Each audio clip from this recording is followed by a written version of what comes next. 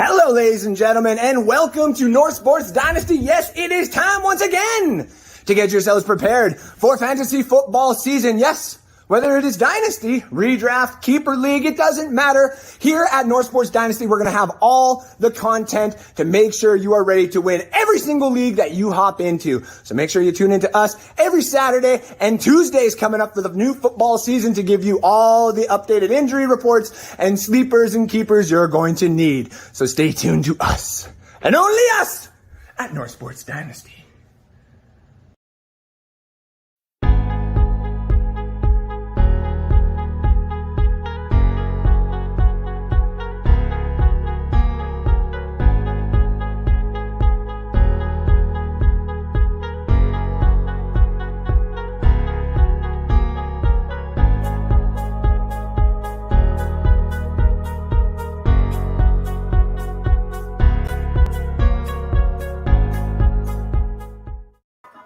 Ladies and gentlemen, welcome. It is time for season 4 of North Sports Dynasty with your hosts, Andrew Faubert, and to my whatever way you look, I still haven't fit. There, I gotta put it this way. Yeah, there we go. Alex Loosemore, welcome back. We're doing this now officially. Our show, no longer him just hopping in and just saying, he's going to help or anything and then be co-host halfway through season 3. No, this is the way that we build this from now on. NSD is built upon the 2 heads that you see here and guests and friends that have always existed throughout the show. How we doing today, brother? Man, it's exciting. Like, starting the new season, football is back. Yeah. Hall of Fame this weekend. I've got a Lion going in. Whether he wants to be considered a Lion going in or not. Hey, you got a Lion, I got a Buck. It's a good time to be on our show. Yeah. Just busy sports week. Very, very busy sports week. And this is the way that we started off. At the bottom, this is the way that you can follow us. You can follow me at Andrew Faubert on Twitter at Andrew_Faubert, obviously. And I am also one half of the Twitter handle of N Sports Dynasty. That's our show. Alex Loosemore can be found at Loosemore65, and then just Alex Loosemore on Facebook, and the other half of the at N Sports Dynasty Twitter handle. Yes, and we are also featured here, obviously, on Bucs Report. Why? Because we have a little partnership with them now. That's right. No longer just me and Alex working for Bucs Report. We are working with Bucs Report to help give all of you guys out there the best fantasy football knowledge that you can get for this upcoming season, because we want you to win cash and we want you to have fun. And that's why we do the show here of Dynasty. Dynasty is basically continuing your team over and over and over and over again and never having an end to it. It's a beautiful flipping time. That's why we get to do these big trades that we've seen in our offseason. Which was mostly, I'm not even going to toot my own horn here. It's me, because I built a supreme team, and then an injury came in, and that's what I told you. If injuries happen, you're in trouble, and that's already won before we've even started. I got my backup plans. You know how it is. You might have to put them into use here, because no one's going to know my backup plan for our sports. Our redraft, though. The redraft is open. We got, I think, only 4 spots left because Johhny, I think, took one of the spots there yesterday. So, ladies and gentlemen, if you're trying to get into a redraft this year and be featured on one of the shows here on NSD, that's North Sports Dynasty, or on Bucs Report, BR, or any of the other platforms that you would see us featured on, which I believe What's Happening Football is going to be having us. There's a lot of people that are going to be having us. Exciting things are around the bend. That also being said, we have some guests here today. 2 of them are going to be hopping on into the show here in about 5 minutes. But before that, we want to give you guys an update on the news of around the world. We like to condense it down and call it the 5-minute blitz with Mr. Alex Loosemore. Hit us away with a little bit of solo-ness and give us the news that we all need to hear, please. With pleasure. All right.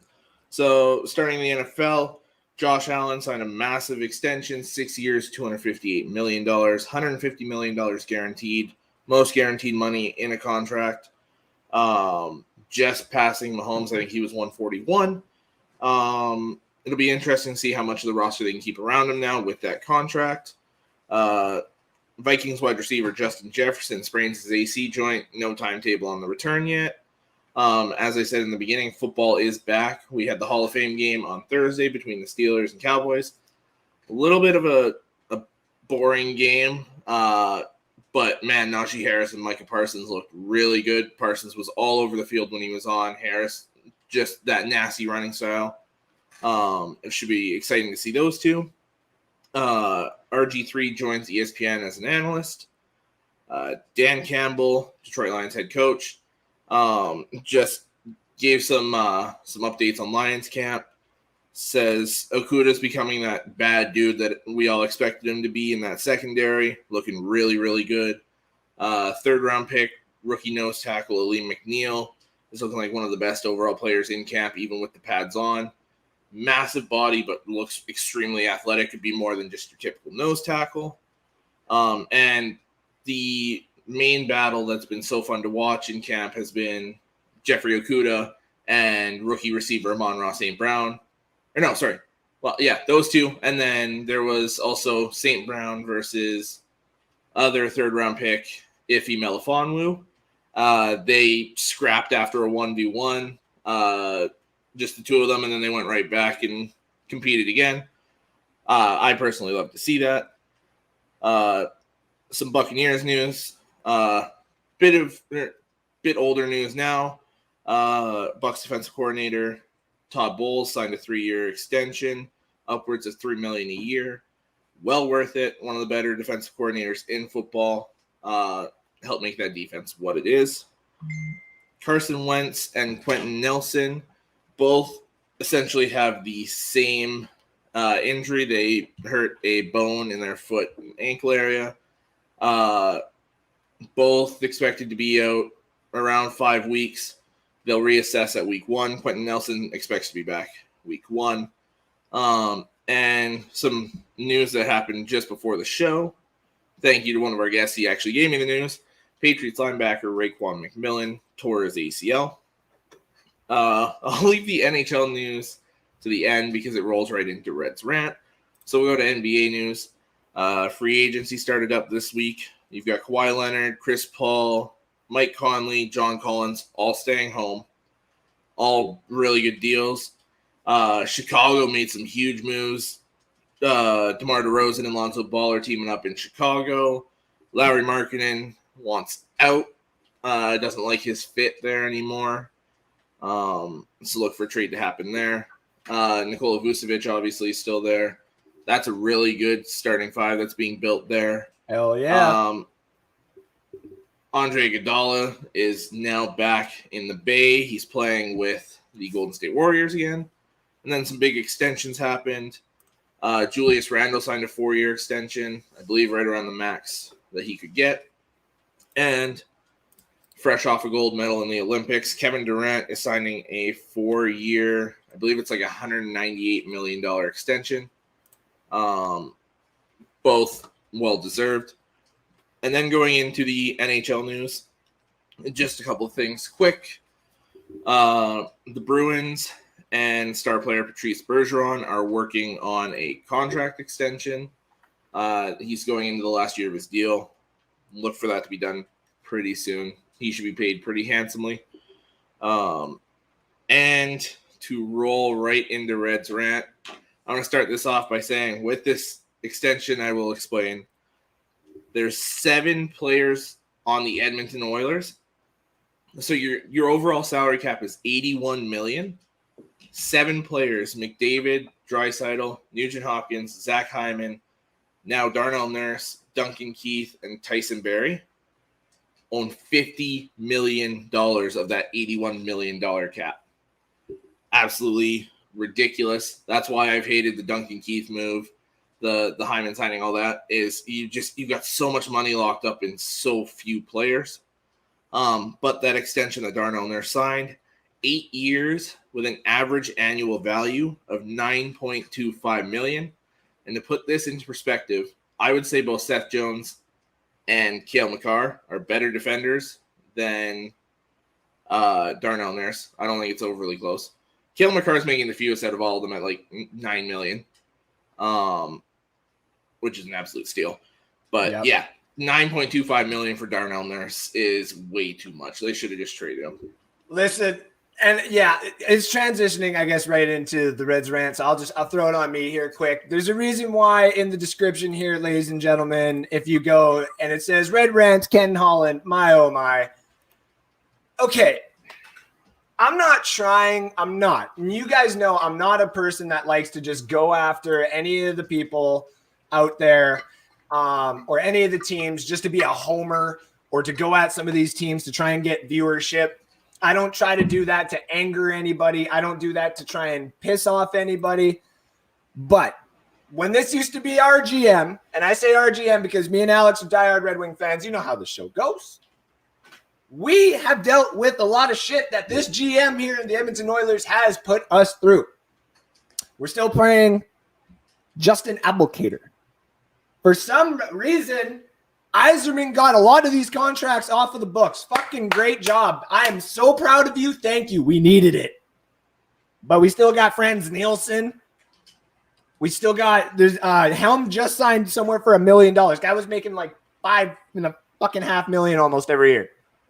Still at Gagne, even though we resigned him to a better contract. The Red Wings are not necessarily in this case. Holland, on the other hand, just like Alex said, has thrown way too much fucking money at some of these players. This being said, I'm going to eat a little bit of my words. A little bit. Just a little bit. Just a little bit. Ooh. Just to start off the season here. But you all know me. If you know me very well, you come up with takes, you say something that makes sense, I'll follow you. I'll follow you into the dark. It's a great song. Go check it out. It's really dark, though. I believe what you guys have built here at Edmonton can actually get you a little bit more depth help and actually do very, very well. Yep. I agree. It can. Just like when the Red Wings did it. We won a couple of cups. I get you. That's awesome. Great. Thank you, Ken Holland, for helping build the Stanley Cup champions that we had. Awesome. Congratulations. You know what? Daryl Cates isn't about to pass away. So why are you throwing contracts like they're freaking candy? Now I get why. Like I said, it's not easy to keep Edmonton supplied with athletes. It's fucking Edmonton. We live outside of it. Okay? We don't mind it because we grew up here in Canada. I don't mind it. It's really nice. The problem is, though, there's nothing to do. They're like, oh, Andrew, come on. Have you seen Edmonton? Have you been to LA? Have you been to New York where one of our other guests is? Have you been to Pittsburgh where one of our other guests is? Don't go there. You'll get stabbed. There's certain. Have you been to Detroit? No, because you've been stabbed. Anyway. Yeah, don't go there. Yeah, don't go there. Just stay. Don't even stay downtown. Don't go to Detroit. My point is, if you're at the stadiums, you're fine. Otherwise, get out. Yeah, get out. My point is, it's hard to watch when I don't want to hate on the Oilers, and I want to love the Oilers, and I want to be part of this little fan base that they got going here. I really, really do. I really do. You make it very, very difficult to do that when there's a lot of money thrown at this team that hasn't proven itself. Now, will it? It quite possibly could, but what if it doesn't? Your media and your fan base, I hate to say this, is worse than the New York Knicks, is worse than the Maple Leafs, or is getting as bad as the Maple Leafs, and is getting pretty damn bad to say this too. You're becoming an NHL Cowboys. You're starting to act as if every decision that gets made, and we talk about it, is a problem. It's not necessarily. I'm trying to be hybrid. I'm trying to be in the middle here. I actually like the team that is currently built around it, but at the cost is a little atrocious. Exactly. It's what is going to happen in the future. Let's say you guys get to one Stanley Cup final, win or lose. More contracts are going to have to be brought in through via trade. Now your first and second rounders are gone, and you're going to have to deal with a rebuild that we have dealt with for 5+ years now. And people are like, oh, yeah, well, what about these other teams? I don't want to hear it. We have dealt with a rebuild as a original 6 team. This shouldn't fucking happen. No. Not to our Red Wings and not to the Oilers, who honestly are one of the biggest teams of all time. I keep bringing up the story of when I go to Edmonton or when I went to Jamaica and there's a big Edmonton Oilers logo on one of those taxis. And I'm like, we're taking that one. And I'm like, what is it? Like, you guys know the Edmonton Oilers? Wayne Gretzky, greatest hockey player playing right now. No question that. I'm like, he's retired, right? Wayne Gretzky, Yari Curry, Mark Messier, Paul Coffey, Graham Field. And I'm like, oh my God, this Jamaican knows what he's talking about. This is the greatest taxi cab ever. I love you Oiler fans. Deep down, I really do, because I am a cocky Red Wing fans when we start playing good, okay? And I am going to be this essentially when we make some weird trades. But we don't have that GM anymore. He's with you. So that's why. We have the best GM. Yes. So that's Greatest why. GM in hockey. Fuck Ken Holland hashtag will always live on this show forever and ever. Now to that, I have kept these guys waiting so long, and I didn't want them to be in here because it felt like I would be yelling at them. But let's get to our first guest, who comes as no surprise. He's been on this show a few times here. His name is Mike Hunt, but it is Johhny Dean. How are we doing? How's it going, guys? Not too bad, Johhny. Doing Not well, too bad. man. We are here live, about to do a mock draft. I just want to know why you're yelling at me, dude. I wasn't yelling. See, that's why I kept you down. I kept you down there. Didn't want to yell at you too much. Oh, And by our the way, next guest. Oh, yeah, go ahead. fucking Holland. Fuck Ken Holland. Right. Now, ladies and gentlemen, our next guest is a guy that works at Bucs Report. He is an up-and-coming star with his knowledge. He has got to actually hang out with some of the New York Jets players, and he's taken some pictures. I sadly did not get to post any on here, and I apologize for that.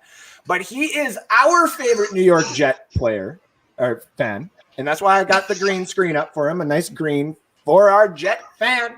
And guest today, Jacob Charnow of the Hard Count Football podcast and show on the Bucs Report that you can find every Tuesday at 7 p.m. Eastern Time. Bucs Report. There we are. I love that promo. Hit it right on. Hit it right there. I love that. I'm happy to be here, guys. Thank you for joining us today, buddy. This is awesome. We finally get to have you on one of these. Look at that. Look at this. Look at this. I didn't even do that on purpose, guys. I'm just drinking my coffee. But we thank Jacob and we thank Johhny for joining us for a mock draft that we are going to be doing here in a couple of minutes. But first, we want to let everybody know in the comment section, this is a very interactive show, as you know. I like to talk to everybody. I like to know what you guys are thinking of. So if you have any questions whatsoever, let's try and keep it to fantasy football. But I mean, hey, if you got a question about life or anything like that, I mean, we'll answer it here. But legitimately, Whatever you were saying about hockey, I agree. I agree. All the stuff I know about hockey, I agree. Perfect. So any questions, ladies and gentlemen, that you have, you can throw it in the comment section. We will answer it here live on the show. Fantasy football, especially, I want to answer those first. But I want to make sure that we get to all of our fans here and show them some love with our new, what I've been told is fuchsia. I say it's pink, but it's fuchsia. I literally clicked one little corner of the logo and it found this color. And I was like, ooh, let's go use that. So everybody gets their fuchsia comment up on the screen. Hey, what's up, everybody? Christopher Cole being the first comment of the new season. So you know what that means, Christopher Cole? I forgot to pull this thing out, but we have a giveaway that we are giving out here. Now, the last giveaways obviously have not been fully given out yet, and we do apologize to some of those people, but it's really expensive to send stuff from Canada all the way up to Denver. Okay, Swim across the lake, dude. Just climb over the mountain, you're good. It's not as easy as you think. But Christopher Cole, just because here, I'm gonna go under here. Oh, and he's gone. No, I'm right here. I'm right here. Found it again. The giveaway that I want to do. Position, that would have been horrible, man. since a lot of people have asked about, yeah, I know, right? A lot of people have asked, what are we doing this year? I believe that is a Braden Point signed Tampa Bay Lightning hockey puck. And now you're probably asking yourself, no, Fulbert, you signed that yourself. Nope, I did not. Certificate of authentication. So, ladies and gentlemen, you want to win this puck? All you got to do is tune into this show. Like and share. Every single time that you share this show for this season, you are entered into the draw to get the Braden Point signed hockey puck. That's right. I know you Lightning fans and you Tampa fans out there, you guys adore this thing and you've wanted this thing. You've seen it on my shelf for how long? Now you can win it. Anybody can win it. We have a lot of other things that we're going to be giving away here soon too. Like, for example, and I wanted to make sure this was out for all my fans out there. If you want to win a Kyle Trask rookie card, some of you other Florida fans out there. Oh, Jacob, I have a little package of some rookie cards coming your way. And one of them is a Zach Wilson. Don't you worry. Oh, yeah. But Kyle Trask will be available. There's a lot of other things that we're going to have throughout this season. So all you got to do is like and share this show. Pound that share button. Hit that like button. That's how you get entered into the show. So thank you, Christopher Cole, for being the first person who gets an entry because you are the first comment on the show of the new season. So I appreciate you, my friend. Rob Ewing, the Avs know to sign for team-friendly deals, which sucks. They lost Groobs because he went for $5 million. It's true.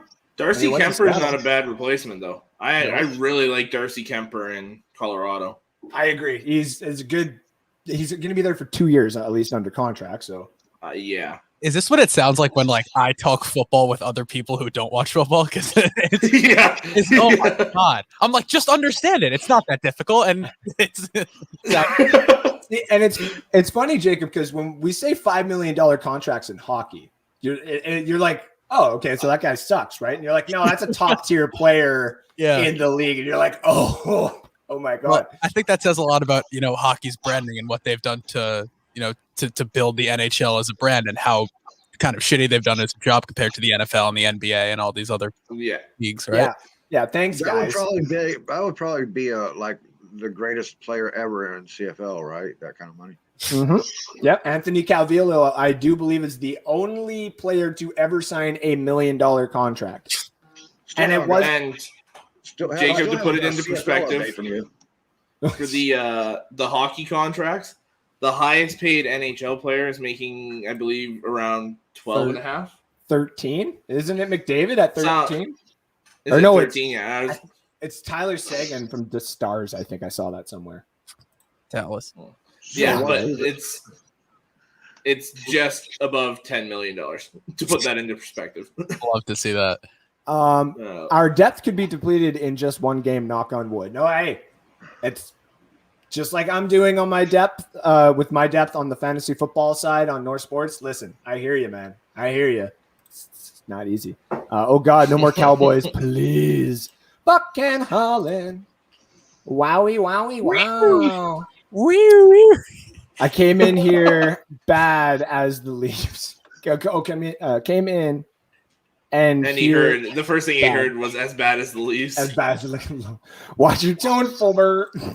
I love you guys, and I love you more too, Kyle. I do apologize that I will not be at the Elks game. Like I said, it's really hard when you got kids just to make sure that you can cover all the hours, and I wouldn't be able to have all the hours covered. So Alex is going to go to the game, meet up with some people, take some pictures. We'll have it up on the live show next week, and pictures of the game, some highlights and stuff like that. Because if he takes it, we can actually use it. So screw you, Canadian government. I do what I want. Anyways, Kyle says biggest NFL injury predictions and for what team? Oh, we don't do that, Kyle. We don't do that. But anyone on the Saints? Something in there? Can I throw something in there? Yeah. We never root for injuries. That's the one thing. I don't care what team they're on. I don't care how much you hate the player. You don't root for injuries. Yep. But the Jaguars need to get that man an offensive line or a very similar. I think he could have a very Joe Burrow like season. Very Very, very much so. You know Okay. what? Sam Darnold, too. Mhm. Oh, man, I forgot about him. He's going to die. That Carolina offensive line is suspect at best. Don't give that information out. I Well, got too many people betting that Sam Darnold's going to be a top quarterback. betting. Did you say betting? Oh yeah, there's so many people in love with Sam Darnold right now. It's pathetic, man. Ladies and gentlemen, One of Jacob's buddies is all about Sam Darnold, isn't he? Yes, he is. Oh, yes, he is. Yeah. Mr. Harry the Greek is all about Sam Darnold next year. Speaking of Harry the Greek, he's our local Bucs report bettor. But here at North Sports Dynasty, we do a little betting ourselves. So as you can see, we got some of our future lines that were up last week that we wanted to How keep. is Saskatchewan 7.5? Oh, the under. Okay, never mind. Yeah. I was like, there's no way that over is. Now, a lot of people have been asking, what does that F5 mean? Are you talking like Fast and the Furious 5? No. This means the first 5 innings. Did you know that you could bet the first 5 innings in a baseball game and that there's way different odds? And some of those odds actually make teams like the New York Mets, the Oakland Athletics, and the Houston Astros a little bit more intriguing than, say, money line bets, because you can bet them in the first 5 and they usually have a very good lead or they're within a good run. So some of those bets that you see under there today are because of Grumpino from Pat McAfee Show, Megan Making Money from now, I believe, at Barstool. And a couple of those picks are a few that I have found as well. But a lot of people out there are agreeing on some of those. My big one is Boston getting the upset on game 1, only because the money would be big. And Toronto, as much as I want them to keep this winning streak going, betting-wise, it don't look like it's going to go that way. And I'm going to tell you guys should have who bet on the Yankees before the trade deadline, because now they're like incredible, aren't they? What the hell happened there? I'm telling you, I went on my and I don't talk any other sports on my show. I talk football, but I mentioned baseball a little bit. I was like, man, the Yankees really need to they're just a bunch of right-handed power hitters. They need to get a few lefties in there, and they did, and they're now our 2 best players. So Anthony Rizzo is just a monster, and Joey Gallo hit a bomb when he's not. He hits bombs breaking out. So that's. I do want to point out, I do love this because when we talk hockey, Jacob's like, I'm not too sure. And then when we talk baseball, Johhny just goes right to bed. Johnny, there's only one sport that all 4 of us can stay awake for. Yeah. We got a comment here. Thoughts on the Eason Wentz situation? I'm going to tell you this right now, Mr. Stephen Quach, which props to him. Actually, this is a gentleman that I just won another jersey. Oh, what do we got here, Jacob? These are my thoughts on the Carson Wentz situation. That's right, from the other day there. Yeah, the other night. That's this is a gentleman. I won a Timo Solani jersey, and he messaged me. He's like, "Listen, I want my finish line on the wall," and I'm like, "Okay, well, what do you have to trade?" You didn't really have anything of, say, interest. And I was like, "If you do ever get any Red Wings stuff, let me know." And the next day, he was like, "I have traded for a Zetterberg jersey. Would that do?" And I'm like, "Oh, I mean, yeah." And then, of course, I tell him I'm a Bucs fan, and he adds a Barber signed mini helmet. So basically, damn. Timo Solani for 2 things that I actually wanted. So shout out to Stephen Quach on the show. Now my wall is going to consist of 3 Red Wing jerseys, a Coyotes, and a Shark. And now I got to get a different Jets one, but that's totally okay. My thoughts on the Easton thing is, me and Alex spent $100 to get one little blaster box of football cards one time.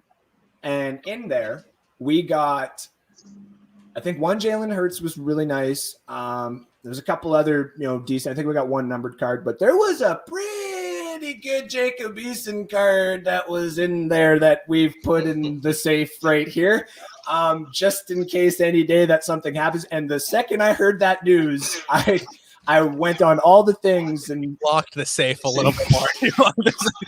I have a question for you about Eason. Mm-hmm. What's up? Did anybody tell me if he's related to Tony Eason, the old Patriots quarterback? Ooh. Maybe. Oh. I wish I was old enough to know who Tony Eason was, but that's. I do by the remember. Bears in a Super Bowl. Yeah, I do remember Tony Eason. Is he related? I'll look it up. Look it up. Okay, I'm on that. all right. So thank you again, Stephen Quach, and everybody who has joined. And remember to hit that like button and that share button. Anybody want to win a signed Tampa Bay I've got 3 hockey of puck? those. Okay, You know what? so No one cares. Tony Eason is sometimes you attributed don't? to another player by the same name, a former wide receiver, Tony Eason, who played college football for Notre Dame and is the father of Indianapolis Colts quarterback Jacob Eason. So there we go. So there we yeah. go. Right on. I like this. Christopher Cole says, yes, Rizzo is a beast, isn't he? absolutely. Now, Christopher Cole, are you a Rays fan? I can't remember. No, I want to say you're. Oh, I don't want to insult you either. I remember saying somewhere before you were either a Cubs or Yankees or a Rays fan. I know it's got to be within that ballpark. So please let me Loosemore, are you a Tigers fan? know. Yeah, I am. Hey, since the All-Star break, they've been one of the best teams in baseball. It's just they were so bad before the All-Star break that it still doesn't count. Andrew, look at this. Look at this. You got the Jets guy. I get the Lions guy. What's going on here? I mean, well, sorry here, Johhny. There you go. I mean, there you go. Is that what you wanted? That's better. That's better. Put them over there. Yeah. The wall. This is the wall of being miserable right here. Of just miserable. Yeah. Just right here. Misery. See, it's funny actually, Johhny, because right behind the green screen, I actually have the Orioles jersey that you sent me. Yeah, I've worn that out. Hang out there, huh? Dude, I wear that out almost every time me and Kim go out to the movies. So I'm probably going to wear that tonight now when I go and see Suicide Squad. So I know. I'm so excited. It is so good. yeah, I've heard. I've been told people are like, oh, the ending and the credits, they're like, it's not bad at all. And I'm like, all right, I guess I'll go see it. Yeah, So- people. The credits kind of, they were good, but every time I see them running credits, I'm like, it's stealing from Marvel, damn it. Yeah. I mean, they're trying. Everyone's going to do it though. But can you not watch a movie without watching the credits all the way through now because of Marvel? Yeah. Oh, you have to. You have to watch And then at the until end, it you're just just completely like, comes on. no. Speaking of, Black Widow was amazing, right? I mean, It was good. Yeah. I liked it. I really liked it. No spoilers, No spoilers. but Black You Widow haven't was watched really Black good. Widow either. And y'all need to get on the Loki train and get to that season finale because it literally opens up everything that's about to happen. So good. Yeah, between Loki and Black Widow, it ties right together, man. exactly. All right, ladies and gentlemen, it is time. We are going to do this. Before we do that, Cubs first, then Rays for Christopher Cole. That's what I knew that. See, I got you, buddy. I got you. I think Christopher Cole is really trying to be, what do you call it? A sleeping pill for me or something? Listen, Johhny, some people like baseball. You're just going to have to get back into baseball, buddy. I literally just bought MLB Watch the Show. I was just about to hit this one up too. So good. What's up, fellas? Andrew, blockbuster trade, my man. Let's make sure the Bucs Report league fills up and your league fills up. Yes, there's 4 open spots left in the redraft. If anybody wants in, please message us at North Sports Dynasty, and we will give you guys the heads up on that. Now, that trade that we did, Is that guy in it? Jacob is in it. Oh, yes, he is. All right. All 4 of us are in it. I know that because I got my 4 Dynasty guys here right now. Alex and Adam and Michael are also some other guys that are our Dynasty guys. We got a little bit of a crew going on here. I don't want to help everybody win, and we take all influences, we filter them through me and Alex, and we use our big boards, some of the analytic skills that we have to get it done. Now, Yeah, you should see my board when it comes to draft time. It's all filled out all over the place. me and Alex have spent a couple of hours like just on StreamYard, not live, just like writing stuff and being like, what do you think of like where the hell is freaking JC Horn going? Like, and all that kind of stuff. Like we have some pretty intense discussions about it too. And the trade that Alex is talking about. Defense in that, huh? What's that? You drafting defense in that? And which one? And you said you looking for JC Horn. No, that was just we're doing draft. That was like draft analytics. time, and Yeah. Okay. This trade that he is talking about, though, is I sent him because I knew Alex, Titans fan. So when I had my first overall pick, all the running backs that I wanted were gone. So I was like, okay, well, I'm going to take Derrick Henry, and I'm just going to eventually. Hi, I know you're going to want him. Yeah, And that we was a good did. trade you made there, man. That was pretty cool. We went back and forth a couple of times on some offers, and there was one offer that he sent me, and I was like, I can't do Waller though. I've never had Waller in a fantasy, and I need to have Waller at least in one fantasy. So I gave him props for at least asking and giving me a proposal that actually literally made me contemplate. I had to go smoke some cannabis in order to be able to figure out what I wanted to do. So, and it's legal here, by the way. I must state that. Last year, and he sat the bench the whole time I had him. Well, hey, listen, some bench players last year become instant starters this year. Yes, Right. sir. Now, let's get into it because I want to try my new toys. And here is season 4. So, wait, before we get into I forgot, there's still one more thing. Duh, sorry. Oh, yeah. That's right. I wanted to do this. All right, guys. All right. Let's do this. All right. Let's see if I remember how to do it. Boom. Nope. Boom. Yes. Haha. All right, ladies and gentlemen. So this is the first ever edition of what I want to do. So the green screen is obviously here for a reason, right? Come on. I'm not just going to have a green screen to put in the background all the time. That would make no sense. We want to utilize it. I thought it was for Jacob. Well, I mean, yes, we have a Jets fan on, and I have a white one and a black one, but I'm not going to do that when the Raiders come on. Like, fuck the hell off with the Raiders. This thing is what we're going to use for obviously some of the content here. And the first thing that we have is something that we have made called Give Me One, Please. Because here in Canada, we actually say please. Yeah. In New York, we don't do that. No one says please. Anyways, Why do you say I'm in New please? Jersey. Nobody says please here either. No one says- it was just a little shot. I like it when my American friends take shots at Canada. Like people have even asked me, they're like, yo, if it's 40 degrees up there or like 101 Fahrenheit or whatever it is your igloo like gone? Like, Is your igloo gone? like what, dude, do you need help? Do we send money? And I'm like, actually, your American dollar is worth a lot up here. So, I mean, if you want to just send money. Yeah. It's really cold here, man. Send me money. All right. So the one question to all the fans out there and to our guests here, this is called Give Me One, Please. In a dynasty format, and y'all know what dynasty is, you get to keep this player unless you want to drop him. And we all know that you would probably keep this player. But you can only have one on your roster. There's no way that you're going to be able to trade for the other one. You're only going to be able to have one. That's why we call it Give Me One, Please. The question to you all is Najee Harris or Antonio Gibson? Now, the reason we ask this is because we're saying dynasty, we're saying PPR, so the catches that they do receive will count. Now, on my argument here, Najee Harris, the reason I put this in here, and Antonio Gibson, is I was doing some mock drafts and some stats because me and Alex will be having our final rankings available to all the fans on our site on the 14th. But this is where it started getting to me with my rankings. Would I rather draft Najee Harris, Antonio Gibson? But if you can only have one, would it be Najee Harris or Antonio Gibson? Obviously, the Pittsburgh Steelers running back who was just drafted this year. Antonio Gibson has had 1 year to show off, and he's coming off a bit of a toe injury, but that does not seem to give him any problems. Najee Harris also has a little bit of a shoulder strain, just to give you guys the updates on their injuries. So down into the comment section, to anybody out there watching, let me know, who would you take in a standard PPR league, not standard PPR, sorry, PPR league, dynasty, and you can only have one. Najee Harris, sorry, there we go. Najee Harris or Antonio Gibson. Alex, let's start with you. I'm going to go Najee Harris, personally. I love his nasty run style, watching him play on Thursday. I struggled to watch the game on Thursday. I will admit it was boring. But, man, Najee Harris looked good behind a crappy offensive line. And the shoulder strain, I think that's something he can get over fairly easily. So, yeah, give me Najee. Okay. What about you, Jacob?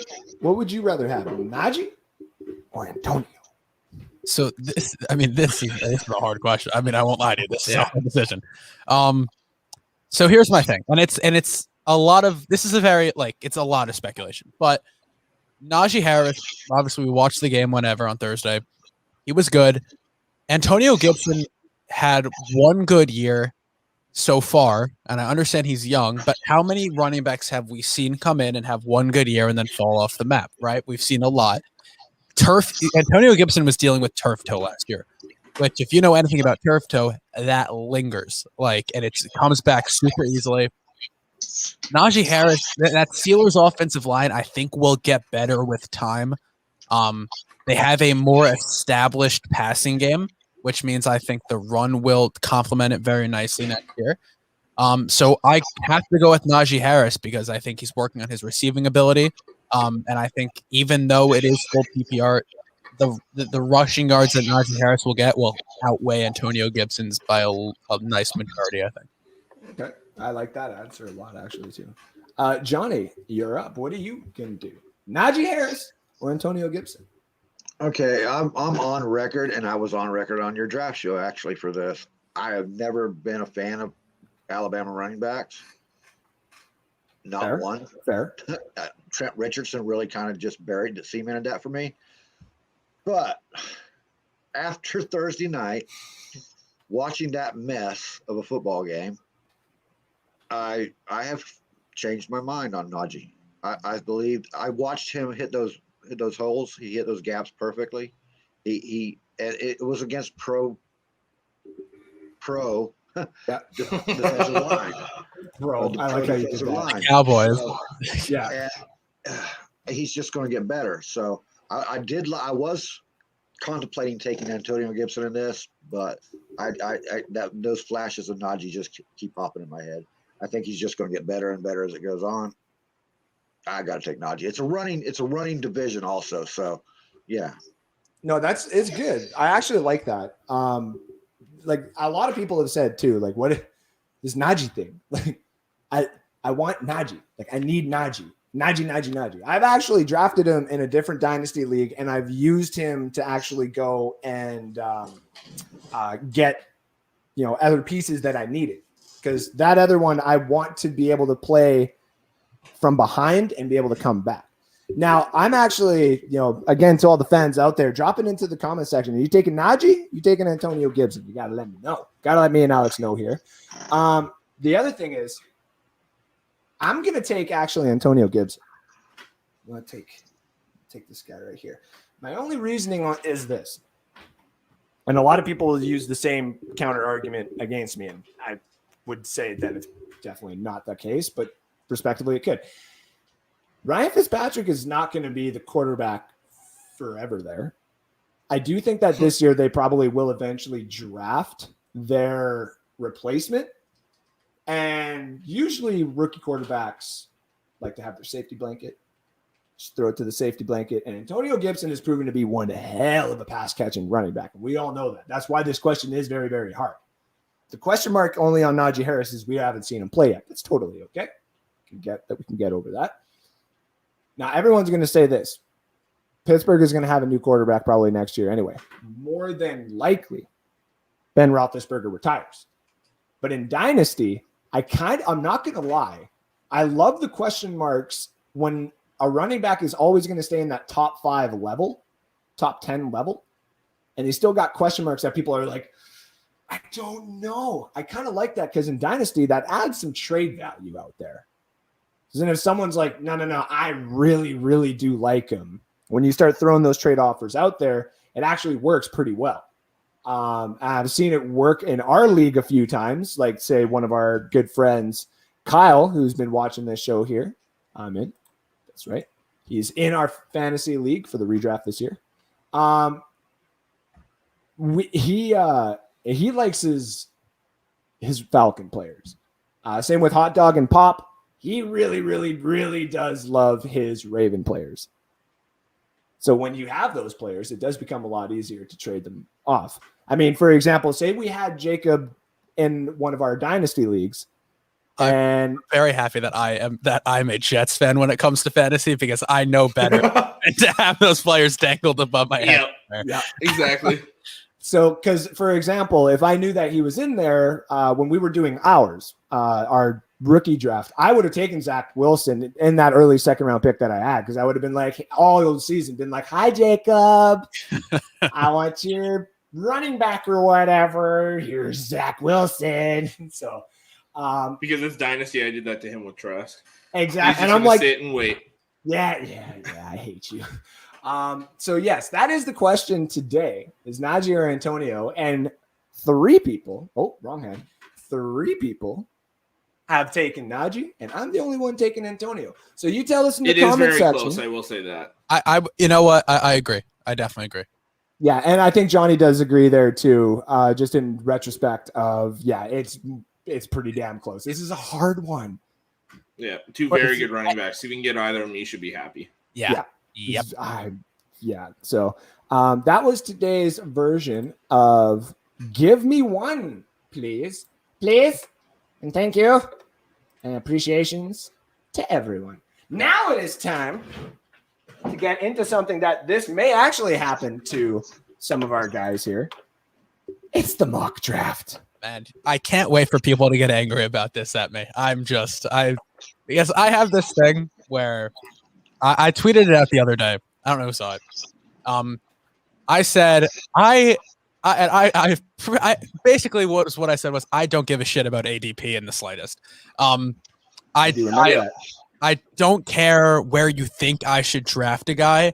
If there's a guy who I like in round 2 that I don't think will be there in round 3, even if he's 8 picks, even if it's 8 or 9 picks later on his ADP, I'm going to take him because I really like him more than any of the 8 other players that are there. Yeah. Thank you. Now I got somebody in my club here. Oh, as do I. We all might have the same players. So and listen, not just in life do I claim to be this like hybrid guy where I like to be right in the middle. I am in the middle of both of that because there is some players that I am willing to take that chance on really, really early. And there's some where I'm like, there's too many question marks. And even though I really want them, I'm going to have to wait. So, I set my own rankings and I trust those. Me too. Yeah, me too. And that's how you know you're talking. That's when you can't rank people too high because then you start drafting Elijah Moore in the 2nd round. And that's me. That's true. All right, here we go. Adding to it, ladies and gentlemen, this time I'm so happy that we can actually get all 4 of us to be right there as well. This is so nice. All right, so on the screen, ladies and gentlemen, we have our draft that is currently happening right now on the Sleeper app. They don't need to sponsor us. They get all the sponsorships that they need because I want everybody to enjoy this app. They are doing everything in their power to become the #1 fantasy football app out there for your pleasure. This is the #1 place that you can do Dynasty. I promise you that. I can promise you that. This is the #1 place. So this is the obvious, the best that we can do. We do have it in black right now. We do have the ability to go white and then obviously eventually say, throw a black background and stuff like that. We are going to do both of them, but we do want to try and see which one is better for the audience and for us. So today we are going to start off with the black background. I'm going to throw this in there by saying, guys, this is my first ever Dynasty draft. Yes. So I'm going to try my best. And I am going to, I understand, actually, this is not a promotion and not sucking up because I'm literally on his show right now. But Faubert has actually made me understand what Dynasty is and how to be successful while playing it, at least. I don't have 12 people that I could be in a Dynasty League with because none of my friends like to do it consistently like that. But if I ever am in one, I now know how to play it. Thanks to Mr. Faubert. We will eventually. Me and Alex have thought about obviously starting up another one. We just, Dynasty is difficult for a lot of people because they're like, I don't want to do like the consistency. So it is for obviously diehards, but we are starting to get close to that amount that we can do another Dynasty League. So if there is anyone actually out there, as it kind of goes without saying, if you are interested in a Dynasty League, joining one up with me and Alex and a bunch of other people who are interested. Once we get to that nice level of like 10 to 12, we would probably start one up. We would just obviously need everybody to be 100% down for a Dynasty, and it would all be on the Sleeper app. So now here today, as you can see, we are drafting.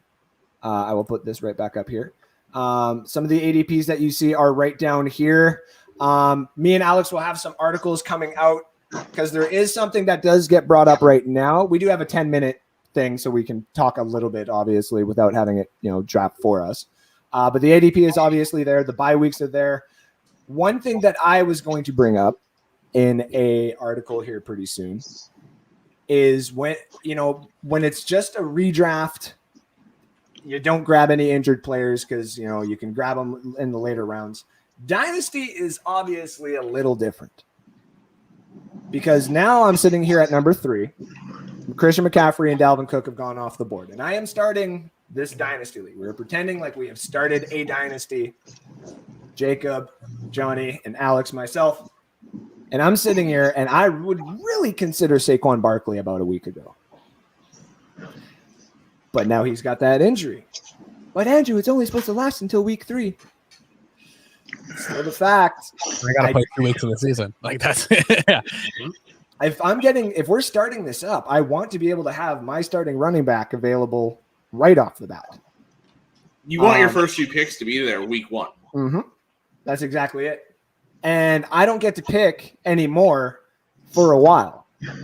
So to me, the only ones that I'm looking at right now in a PPR, so points per reception, I'm only looking at the next 2 to maybe 3 running backs on there, which would be Alvin Kamara, Jonathan Taylor, and then maybe Derrick Henry. Derrick Henry is just a little bit too old for my liking, obviously, right now. Alvin Kamara, some people would throw that at me as well, but I am haunted by what he did to me last year.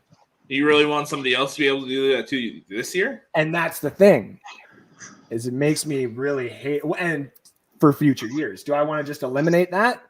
And I kind of do, only because he is still the starting running back this year. Jonathan Taylor may have to get another 4 to 5 weeks before he gets it himself, considering that, one of the other running backs is a higher ranking on Madden. Makes no sense to me whatsoever. Madden rankings make no sense to me. I agree. Madden ratings are a joke.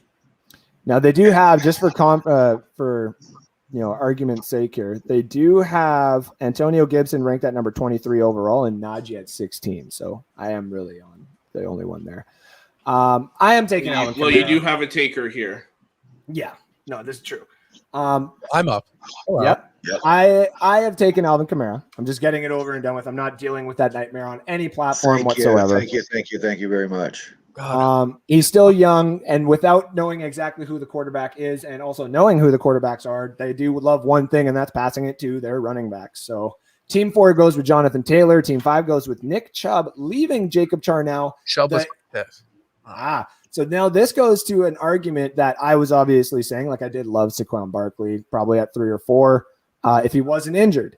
But now that he's injured and we're starting up a dynasty, it now leads into Jacob's hand. Does he take, say, Derrick Henry or one of these other proven guys right off the bat, or does he just grab the last best running back to put on his IR spot, and at least he's got him when he's healthy? Jacob, what are you thinking here? See, I hate. Okay, so this is so stressful. This is my okay. So here's my thinking here, because this is great radio. So obviously we know the problems with Barkley. I don't really trust. I mean, I love Derrick Henry, but Derrick Henry, like you said, he's getting older. This is his dynasty. He's locked up in the contract, guys. I've been harping the running back position for a while, but I might need to go with a guy like Tyreek Hill here, because the numbers that he's going to put up for the next however long, he's stayed relatively healthy, and he's that number 1 target in KC right now. I don't care about. I think I'm going to go with Tyreek Hill. I think I'm going to go Tyreek Hill on that. Okay, I think Jacob watched our draft, man. The man who does not care about ADP, and I do love it, goes with the guy who technically ADP is between 8 or 9, takes him at 6. I actually love that pick because of some of the injuries that have happened. These dynasty boards are a little wonky, I guess you would say. That's the favorite word of everybody here. Yep. 7 and 8 is the 2 injured players coming off the board. I think I'm going to go with youth this time around. Going with Johhny. Oh, he took nice. Najee. So Johhny goes with the youth, takes Najee, which is a good pick. Some people would argue either a little bit too early, maybe even too late on some boards because he is new. You don't know, but I do like the position of 9 with some of these injuries that have happened. I do love that pick, actually. The thing here was that the other players that I wanted, it was too early to take them because it is Dynasty and they're a little bit older. Yep. No, that's true. That's true. Such as the guy who went right after you in Derrick Henry, Devontae Adams, and A.J. Brown going 11 and 12. Alex with pick 13 right at the tail end. So he's going to get this pick, and then 2 picks are going to happen, and he's going to get to be able to pick again. So, Alex, you can do a bunch of things. Obviously, any of the fans of the show here would know you are a Lions fan. So there's a beautiful player there named DeAndre Swift. I take him every freaking time. I'm not doing it this pick. This pick is not going to DeAndre Swift. Don't take Swift. Don't take Swift. Johnny's like, don't do it because if he falls to me, I now have trade bait forever. I'm gonna get the problem is I'm gonna like my draft so much I'm gonna get sad when I realize it's just a mock draft. Right?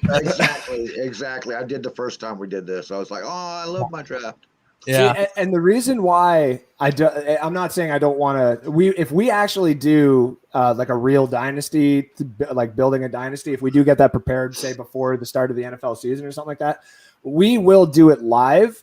And we will put a timer on it, and there will be some people who are like, "Oh crap, I don't know what to do." My friends are the worst with this, and they're like, "We're gonna put like 30-second timers on for each pick and I'm like, I'm sitting there, I'm like, it's Not like 30. It's like 10 picks. It's like before I pick this round, I'm picking for next round. I'm like queuing guys up to go. It's so stressful. 30 seconds is way too little because people like to have places to be and.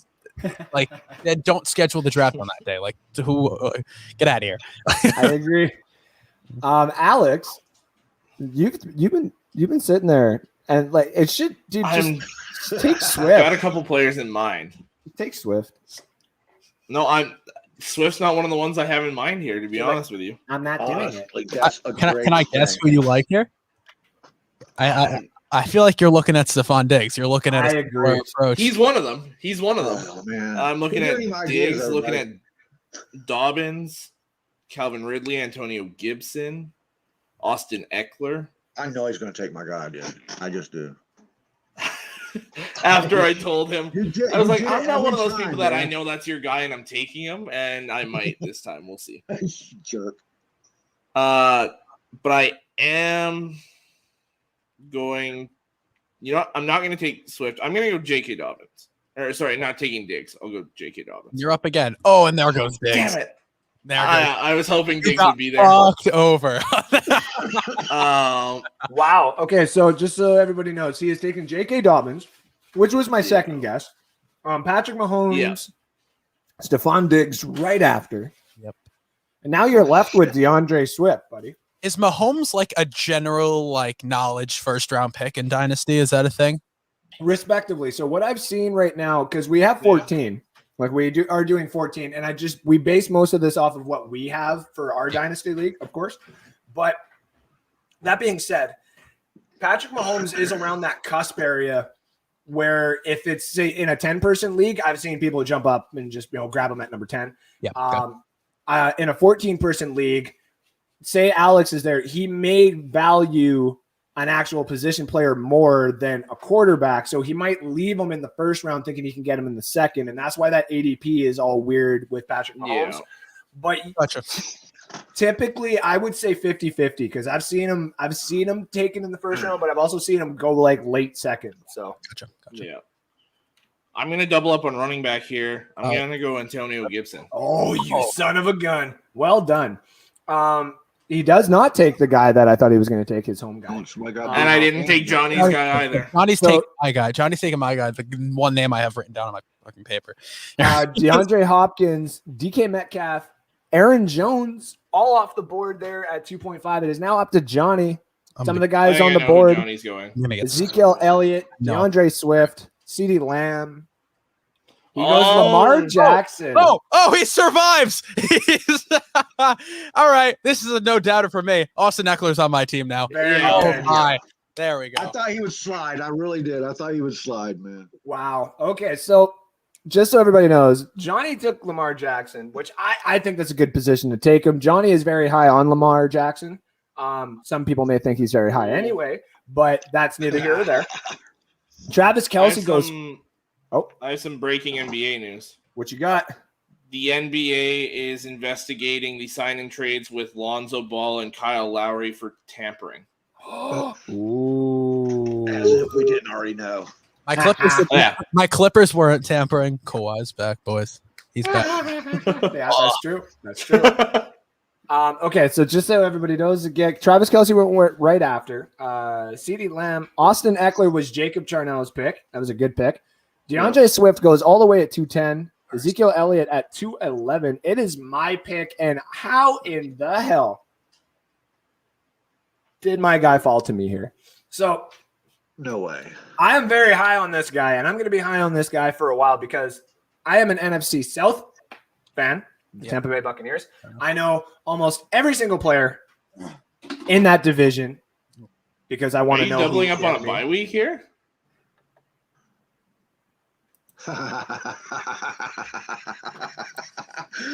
he goes. Alex, why sorry. Why do you do that?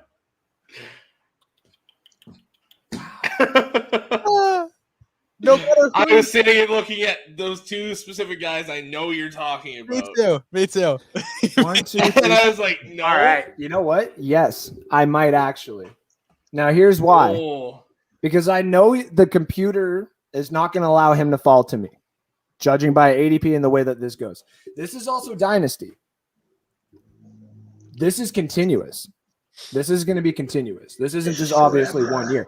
Now, obviously, this is something that Alex would use against me if I did do this, because I am a very big proponent on do not draft the same bye week if you are doing a draft like this to start up your league or whatever, or even in a redraft, especially in a redraft. Especially in a redraft. This case, it is Dynasty. Obviously, I don't want to break my own rule here. But everyone knows here, I think everyone knows, obviously, the guy that I love. And I adore him just because Julio is gone. And he already proved that he's a damn good talent when Julio was there. And you know what? I'm going to have to, because I would. Howard Ridley. I would not. It's a damn good pick. I was hoping I could sway you away from it by pulling the bye week card. Now, here's the other one. I'm gonna get. Oh my God, Fover. We talked about this too. I think, unless you're looking at a different guy here. There's a couple, because now I know where Phil Bear is going here. I got an idea. Just looking at what is available. It's like the three guys you talk to the most about fantasy. We all know where you're going. Yeah. We can read you like a book, Fober. I don't know. Well, especially now we can see how he's scrolling. Yeah. We can see his thought process here. I'm gonna have to. So after my pick was Joe Mixon, Terry McLaurin, George Kittle McLaurin to finish off the second round, Kittle to start the third round, CEH. Poor team 2 has to deal with Joe Mixon again. They have to get screwed over by Joe Mixon. Man, team 2 is just stocking up on the running backs, and as much as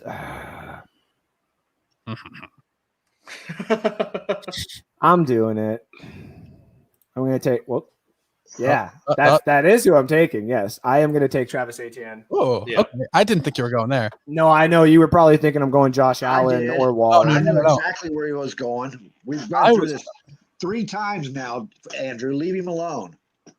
This year, guys, and I know everyone wants me to take Kyle Pitts. Everyone's like, "Oh, guys, Kyle Pitts is gonna be God. He's gonna be God." All right, let's relax. I like to secure the position. I love him this year. I love him for the future, guys. I love what they're doing over there. I'm taking Kyler Murray because kid's a stud. Kid's ready to go now. You lock the position. Great. Well, thank you, because I'll take Pitts. All right. Whoa. Fair enough. Okay. So Kyler Murray goes to Jacob. Montgomery goes to Team 7. Josh Allen, Kyle Pitts, Allen Robinson, Darren Waller. There we go. Michael Thomas. And then it is to Alex.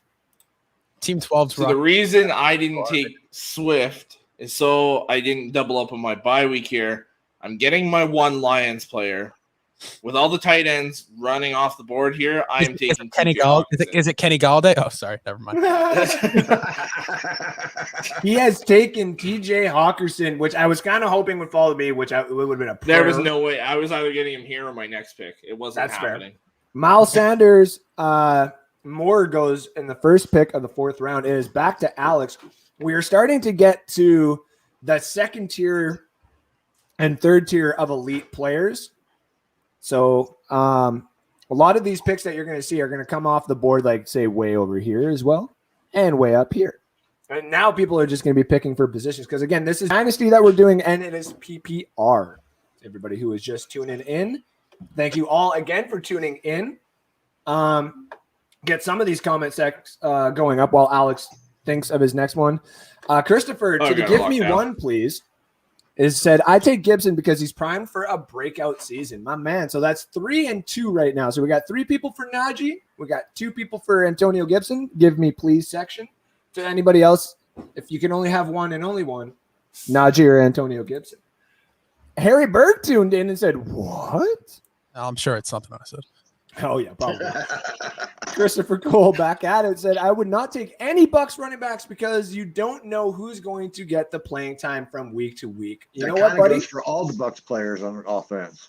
That's, you know what? Hey, round of applause for you for that. But also, this is where if you're watching us, you're going to see around the rounds that you can actually steal one of these running backs and get the value for him. It's all about that value, ladies and gentlemen. Mm-hmm. Misador with the new show, the Hoosiers crew. I believe that's what it was. Hoosier crew. There we go. Hoosiers crew. Very well done, by the way. Yeah, very well done. That was a good first episode. I listened to that this morning while I was making sweet love to the wife. She loves the succulent sound of your voice, Misador. So please keep doing what you are doing. Steve, if you notice, Misador did a little word game there when he made that group. Who's your crew? Yes, so he's asking, who's your crew? Yes, he did. Yeah. He also says, Steve Quake, they need to trade for Minshew. Oh, but within the division, it's not going to work, guys. Yeah, but so say they want like a 4th and a 6th for him. If you give them a 3rd and a 5th, which you could probably get them. And now you're just that team around them. Now you're using my words against me. Are you trading exactly possibly 5 weeks of a player? Like, I would personally stick with Eason, but yeah, I mean, I would too. I'd rather get him the experience. Carson Wentz is only going to be there for how long? You can sacrifice. This team is so young that you can sacrifice 5 or 6 weeks of the season for a player to go 2 and 4, 3 and 3, and then you have your actual quarterback come in and start rolling. Very true. And in that division, yeah. I'm also very sorry, Johhny, that you are being taken away by the comment section right now. Probably. Misador, Pitts is going to be injured by week 6 due to overuse, and everyone is going to be gutting for him. What's up with this? If you want to. Go ahead, Jacob. What's up with these injury predictions right now? Everyone wants everyone wants everyone to get hurt. The only thing I worry about with Jacksonville is their quarterback. I agree. I don't really worry about their receiving core at all. They got a really good receiving core. Yeah, Me too. Their quarterback sucks. So, Misador, with regards to that, did Jacob just say that? Wait a minute. Yes, did Jacob just say their quarterback sucks? Yeah, I did, Johhny. I have to. That's what I tell myself. That's what my therapist said to say. Because he lost out on it. I've been telling you that for a while, dude. That's what my therapist told me to say. But when I get upset about it, we obviously don't hope any injuries. It doesn't matter the team. I would love to beat every team at their finest. But if we did have to think of overusage, Kyle Pitts is probably a good one there. Yeah. And he would take it. So we're 3-3. It's all tied up. 3-3. I love it. There we go. I love it. There we go. Thanks, gentlemen. He won on that. Agreed. All right. It's your pick there. Alex is killing me, man. I'm still waiting on him. A pick here that I really like. Well, I was waiting for the comments. A pick here I really like. It's not my pick, obviously, but I mean, actually, no. Alex, you pick, and then because he'll go in the time, whatever. So you pick, and we'll see. So like Jacob said, with the dynasty, I'm locking up a young quarterback. I'm going Justin Herbert. Ooh. Ooh. So on the flip side, I honestly that my there. pick that I really liked was Keenan Allen because I mean, Yeah. so I love Keenan. I mean he's their guy there. I can't see them really doing. It's not all right. I do like Mike Williams. I don't think he's not gonna get catches over Keenan. No. It's just not gonna happen, right? Like could. Keenan's the majority. He's gonna get the majority of the targets and everything, and he's a disgusting receiver. I love him. So I Keenan here. Absolutely disgusting. So after that was I'm Chris going to do Carson, something here that I swear I never do. Chris Godwin, and then Keenan Allen, and then Johhny. Here is now up. And I'm going to break my own rule here, and I'm going to take a Buccaneer wide receiver. Yeah. Oh, actually, this would be a good place Yeah. too. Now Team 8 has gone and grabbed Cam Akers. Cam Akers was He got 2 injured running backs. yes, he does. And that's probably what he's doing. He's just, I'm going to take the best players available and just draft for next year. But he's got 2 injured running backs that if they come back to be anything what they were before, he's looking good for not this season, but next season in Dynasty. Before Jacob picks, Dak Prescott was taken, and now he is up again. Jacob's team right now consists of his quarterback is Kyler Murray, Austin Eckler, and Tyreek Hill, as you can see at the bottom right of the screen there. It's a damn good start. I'm gonna mess it up right now. Is what's gonna happen.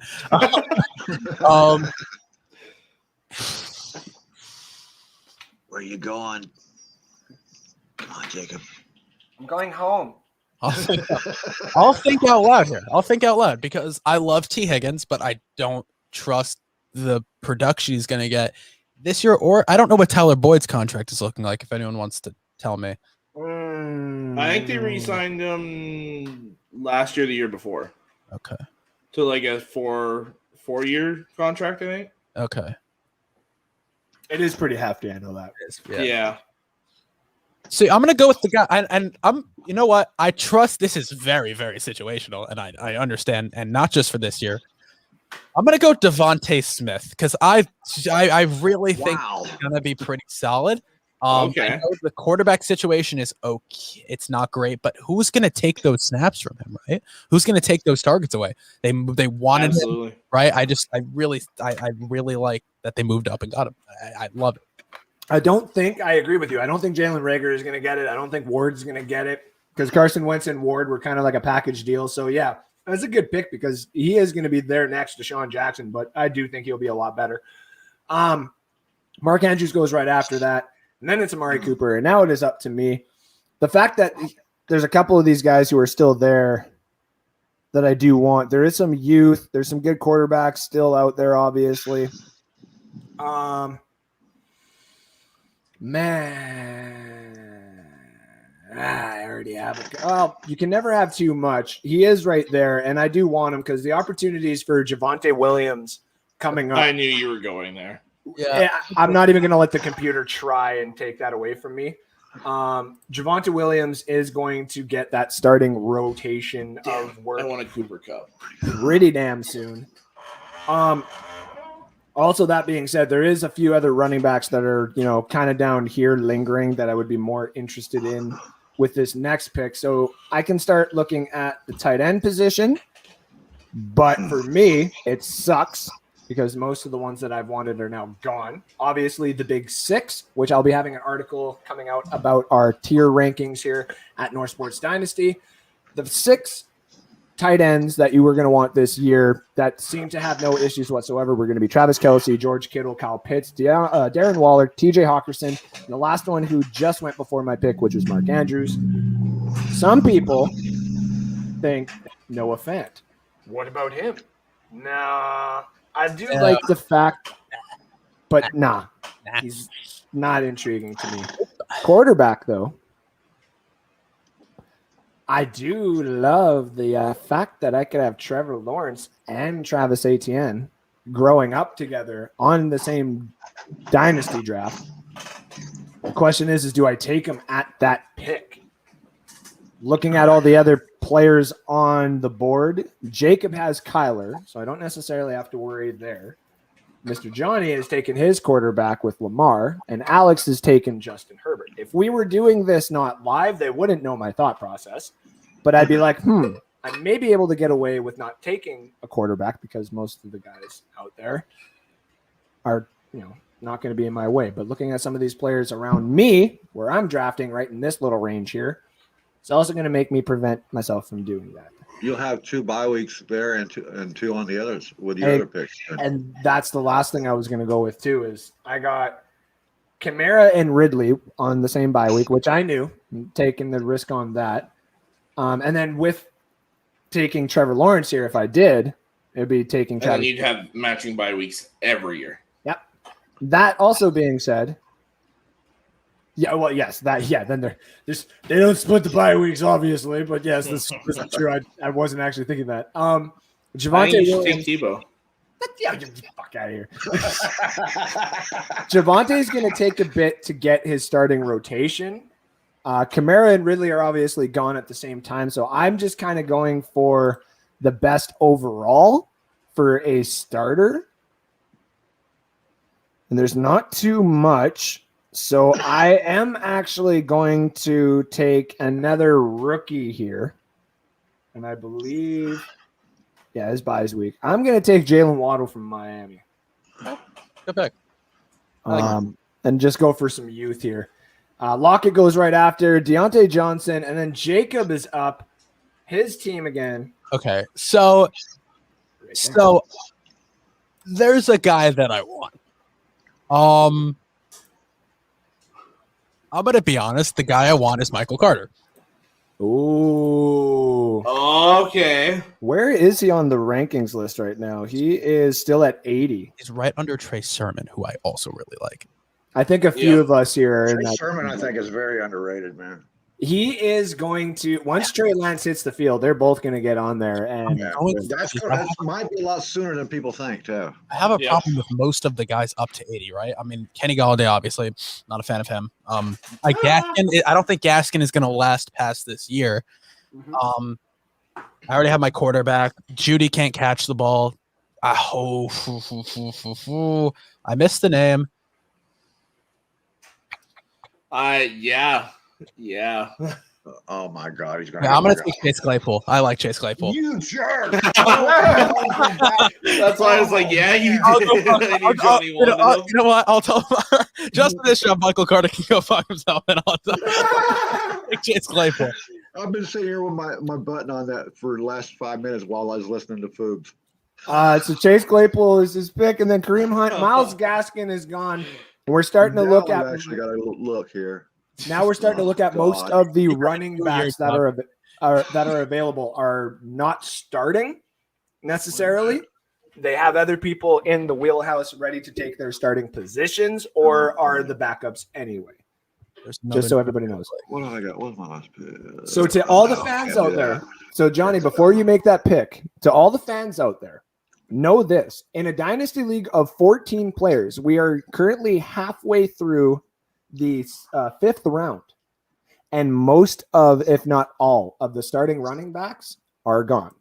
Okay, so keep note of that. If you are going to start up one of these leagues, guys, you're going to want to get these running backs really early because they may not be available later on. Now, Johnny's team right here, he's got Lamar, he's got Najee, he's got Mike, and he's got Kyle Pitts. That is a sexy looking team, but Johhny is not going to get Mapletron, which was he hoping for. Jacob took him, and now he is obviously scouring through all of these players right here, looking for his next pick, which is who, Mr. Johhny? No, I'm not happy right now. I expected Alex to screw me like that. I'm not happy with the situation I'm going to be in next round, and I'm really hoping one of you takes this player off the board just so I'm forced to be smart and not done with this.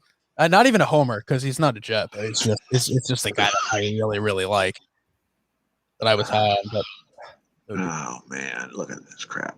There's one that I don't know if he's going to be there when I pick like the next. I already know who I'm picking next, and he will be there. So you guys just do what you got to do.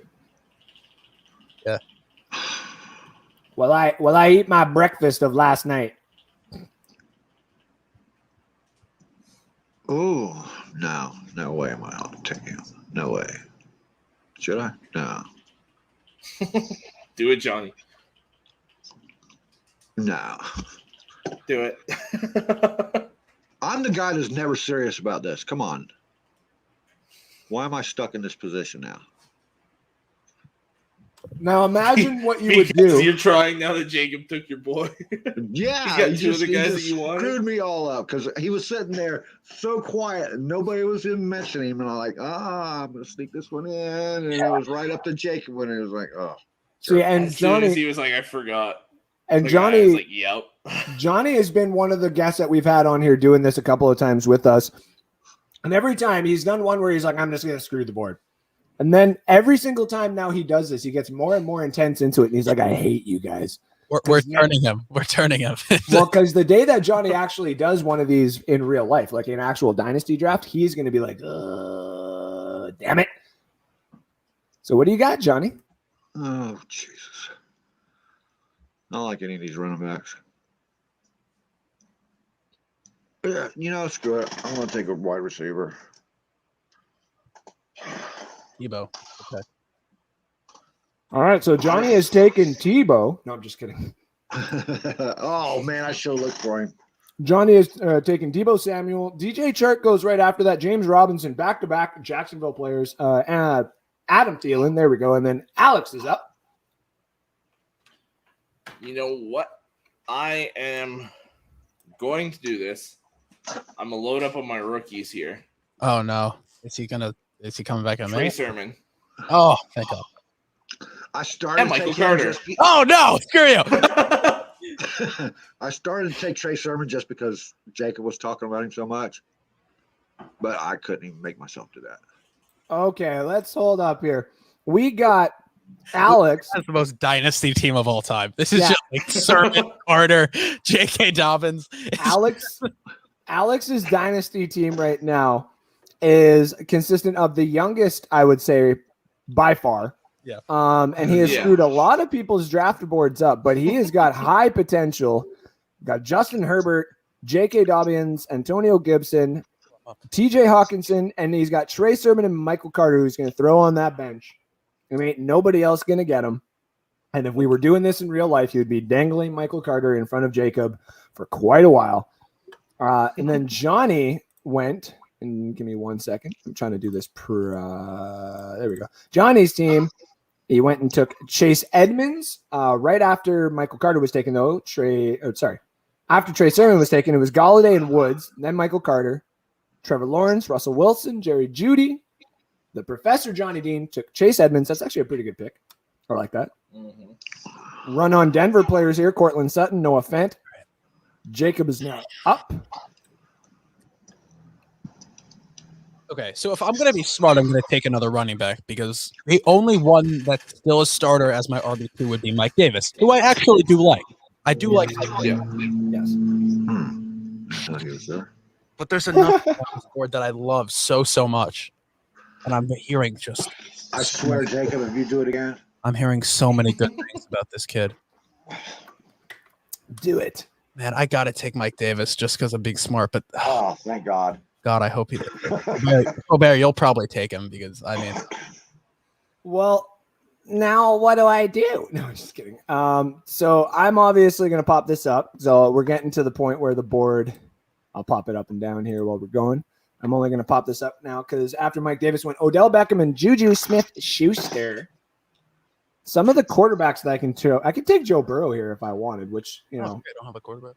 Which would be kind of nice. I could probably get him in the next round, though. Unless Team 2 decided to. Do you want to take that chance, though? There's 4 picks for those 2 teams, and they need quarterbacks. I actually do want to take that chance. I do. Some of these other running backs I see out here, kind of tempting. I am going to look at my team here, make sure my bye weeks are all respectively in order. Alex, if anybody takes my guy, it's going to be Andrew right now. And I don't think he's going to, but Johhny, I have a feeling like I know who you want. But even if he shoots to me next round, I don't know if I can take him.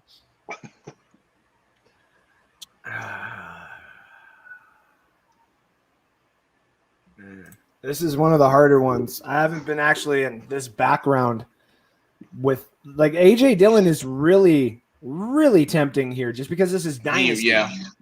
This is Dynasty, guys. So AJ Dillon's going to get his chance someday, and he is going to rock it. If he stays in Green Bay, if they move on from Aaron Jones eventually, you don't know who the hell the Green Bay quarterback's going to be. That's true. That's the great thing about this. You have to project what you think they're going to do. Exactly. Yeah. And that's one of the best things about Dynasty here. And I'm looking at, I want, like, the other reason why this is blocked is because that's where all my rankings are actually officially, and I don't need to start giving that away. But I am looking at Laviska Shenault and Rashad Bateman. Man. Very close, man. I knew it was going to go that direction. I need to be able to do this properly where I'm still getting some value here. Bateman was my guy. I won't lie to you. Like Bateman is the guy who Are you serious? I'm hearing some that was mine as well. He was the guy I was going to take, Johhny, if I didn't take Mike Davis. All right. You know what? So Rashad Bateman is 8 for his bye week. I am going to go that direction. And everything I wanted has fallen into place. God, he's talented. The only reach that I am going to do throughout here, after Ronald Jones and Justin Fields round out the 6th round and A.J. Dillon and Joe Burrow in that order, start the 7th round, I am going with not only the best projected player coming up here pretty damn soon, but I am going to choose San Francisco's own Trey Lance. Oh, thank God. I thought you were going. Okay. Oh, so 3 quarterbacks follow that. Wow. I know. So Trey Lance, Aaron Rodgers, and Jalen Hurts all go in around. Everything fell into place where I can still get Trey Lance and make his ADP start falling for all these other apps so I can keep getting him as a steal in these dynasties. I'll let him sit there. Andrew, your little scheme isn't working. I'm not trading you for none of them. You got 3 of my guys, and you got 3 of my guys because we've talked about it for 6 friggin' months. I'm going to do it. So Jacob is going to go and take his player. He's got Kyler Austin, Mike Davis, Tyreek Hill, Devonta Smith, and Chase Claypool. I can kind of go in a lot of directions here. Yep. Yeah. I'm gonna go with my man. Elijah Moore. So that's the first Jet player that he's taking, but at a very good I didn't even think about it. I just went. Oh, very nice. Okay, so we go Laviska Shenault right after that. Tyler Boyd. Johhny. Yeah. Alex caught it. Johhny goes with Chuba Hubbard. The Canadian sensation here, 30 minutes away from both me and Alex is where he was born. He is taken at the 7.9 spot for Johnny Dean. With the Panthers, they run the ball well. They'll develop him well, and he's a damn good future pick. Mm-hmm. Like if something happens to McCaffrey where his injury has not fully healed, I mean, it's the way to go, right? You see what Mike Davis did in Christian's place. That's just the system, man. Yes, sir.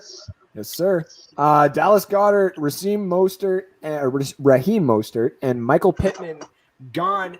We're now starting to get to that area where the best thing on the board that you're going to see is some of the value here at the wide receiver positions. And that's why I haven't taken one yet. Exactly. So I was waiting to bring this up because I've seen me and Alex have done this way too many times now, guys, for me not to know certain, we'll say, draft strategies that me and Alex have started to come up with, not only for our own, but ourselves as a team here at NSD. Me and him both have known this for quite a while. There is way too much value in the 8th, 9th, 10th, and 11th rounds of wide receiver. So what Alex has done is now taken 4 running backs that he can lock 2 away for a while and let them develop and then get their value next year or even this year when they start playing. He's got a quarterback who is more than likely going to go throw for 330 yards plus every single game. Not only that, he's got an up-and-coming tight end who is going to be absolutely destructive there in TJ Hawkinson, which is also his Detroit player. Now he gets to start stealing some of these values here at the later rounds in the wide receiver positions. Alex, take it away, my friend. So I'm going to go Robbie Anderson. I I like the chemistry he has with Sam Darnold from playing in New York. Yeah. And I think Sam Darnold can be that answer there. So I think Robbie Anderson could be that number one for Darnold for the foreseeable future.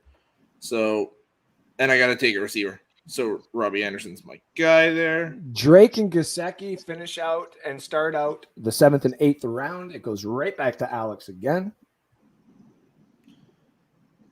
Some age. And there's still value there. Like, look at some of those wide receivers. Curtis Samuel, Fuller, Jarvis Landry, Rondell Moore, if you're looking for youth, Michael Gallup, Henry Ruggs, Terrence Marshall, your boy Amon-Ra St. Brown. See, and as a Lions fan, I am looking at St. Brown because he's done really well in camp. And that chemistry with Jared Goff is looking really, really good. And St. Brown's playing the slot. Goff loves this slot receiver. He showed that with Cooper Kupp. So that is tempting. Corey Davis is there also. I do like the idea of Corey Davis, actually. I do in New York.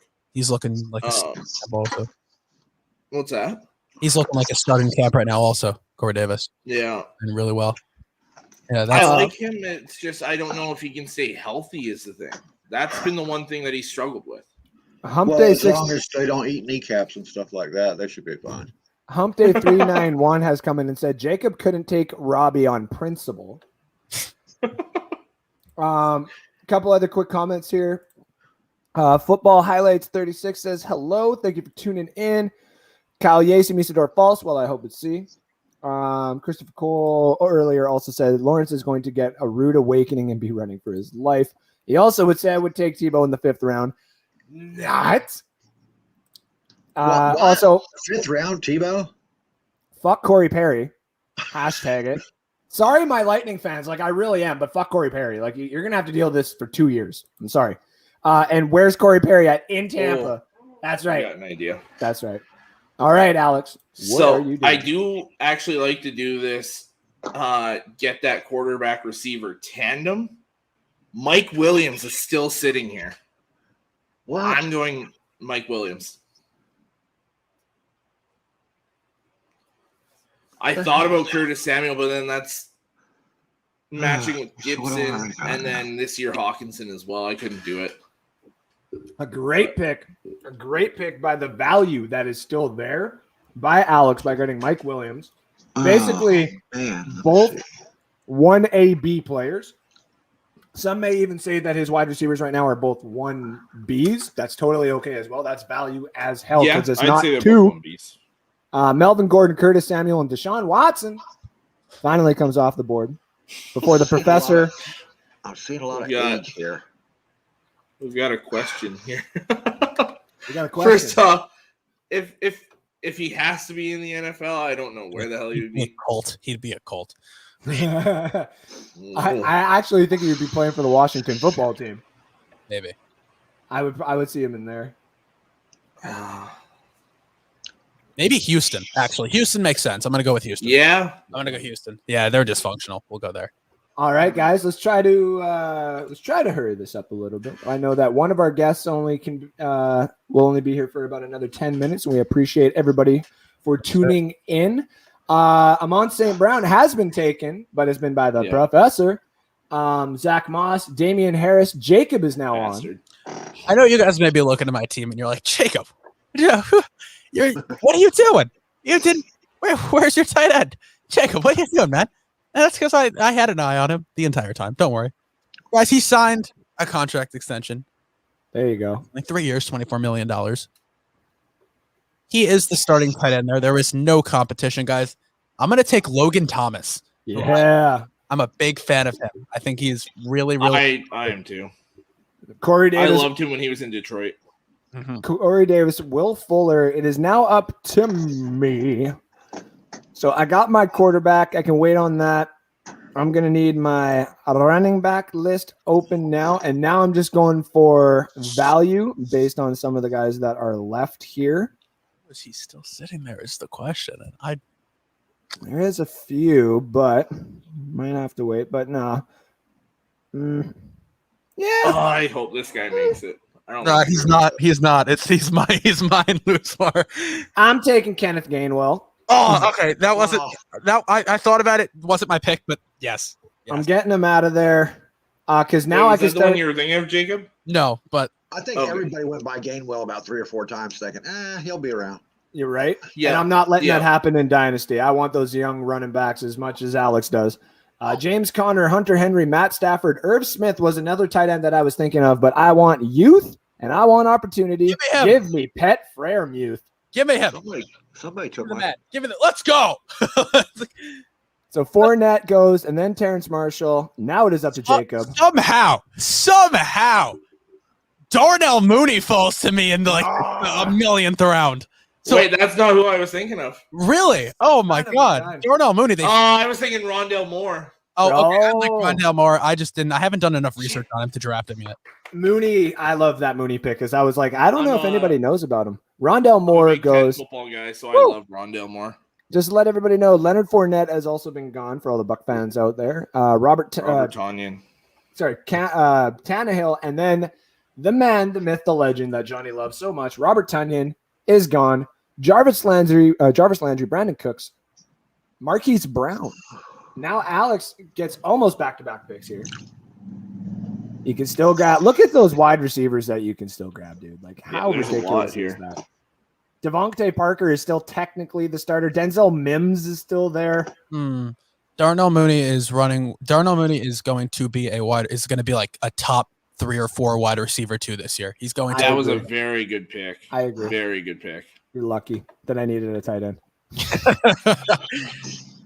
There's another tight end out there that I don't know if a lot of people know about, especially you guys, because I mean, not as Bucs fans. I don't know how much you guys. I don't know if you're going to be able to get Yabio on this one, but I keep doing that Bucs fan thing. Like I haven't watched football for many of those. No. I just don't. I think it's more principle for you guys. Oh, I've no. You see one Buck player on my team. That's it. Period. Yep. All right, we got 3 more rounds basically to go here, ladies and gentlemen. Thank you all for tuning in. Make sure to hit that like button and that share button. We got our guest, Devontae Parker. Oh, very nice. So you see the comment, guys. Denzel Mims, for all you Dynasty players, is running, and I understand it's not a lot to worry about, but he's running with the 3s in training camp right now, which is interesting. Yep. I love Mims personally too. So Singletary is gone to finish out the 9th. To start up the 10th is Michael Gallup, and we got Loosemore with his third last pick. Sorry. I'm gonna get stuck with this guy. I know I am. Some players still left on the board: Henry Bruggs, Tua Tagovailoa, Zach Wilson, Jalen Reagor, Kadarius Toney, Tom Brady, Cole Kmet. Just give to viewers out there some ideas. Alex's team is Herbert and J.K. Dobbins and a few others that you can see here on the right. I'm going for a young receiver. Alex is going to take... And it's not the one I think that you're thinking of, Andrew. It is a Los Angeles receiver. I knew it. No, you didn't. I did. Do it. I'm going Van Jefferson. I like that. He came on at the end of the season last year. He's that speed guy. Stafford's got a cannon of an arm. He's going to learn, and he's going to take over that role from Deshaun Jackson. And I like that pick a lot in the 10th round. That's a fair. No, he is a good steal. I'm not going to lie. Tua and then Ruggs and then Tutu. Pollard. No, I thought Tutu would be a little bit later on. Am I wrong? But is this the point in the draft where you kind of start stashing guys for future years? Yeah.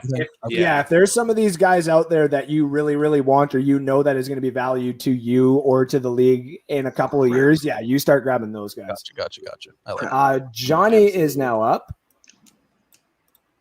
There's his team that you can see on the right. He takes Hines is a good pick. Madison, Mayfield, pick. Jacob Charnow back on the board. Yes, sir. If you guys look at the top guy, it's Zach Wilson on the board. I do have my quarterback already, though. I drafted a tight end 2 rounds ago. I like this guy's upside this year. He is a tight end. Mm-hmm. I know this is just a mock, so I'm taking a risk here. But I'm going to go with Adam Troutman. That's a good pick. I like Yeah. Troutman. Really like him, the tight end in New Orleans. And that's why I was saying on principle, I don't know if you guys will draft the same. I thought he was going to go for Ingram. Colbert drafts Kamara in the first round.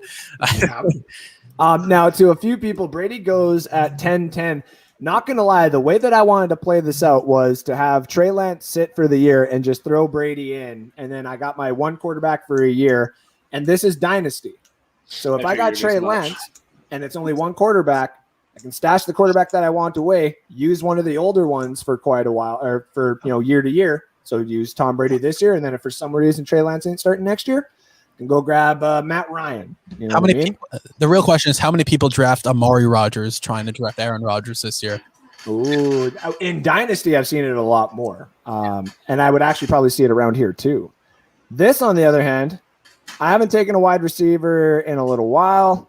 I would like his opportunity eventually. Give me Kadarius Toney. Good pick. Zach I Wilson. thought about him with this last pick. Rieger, Wilson, Higbee. It is back to me. My boy. I'm looking at some of these other quarterbacks out there, and I can steal one in the last round. I'm going to need another running back eventually here. So I'm looking at some of the ones that are available. Henderson, no.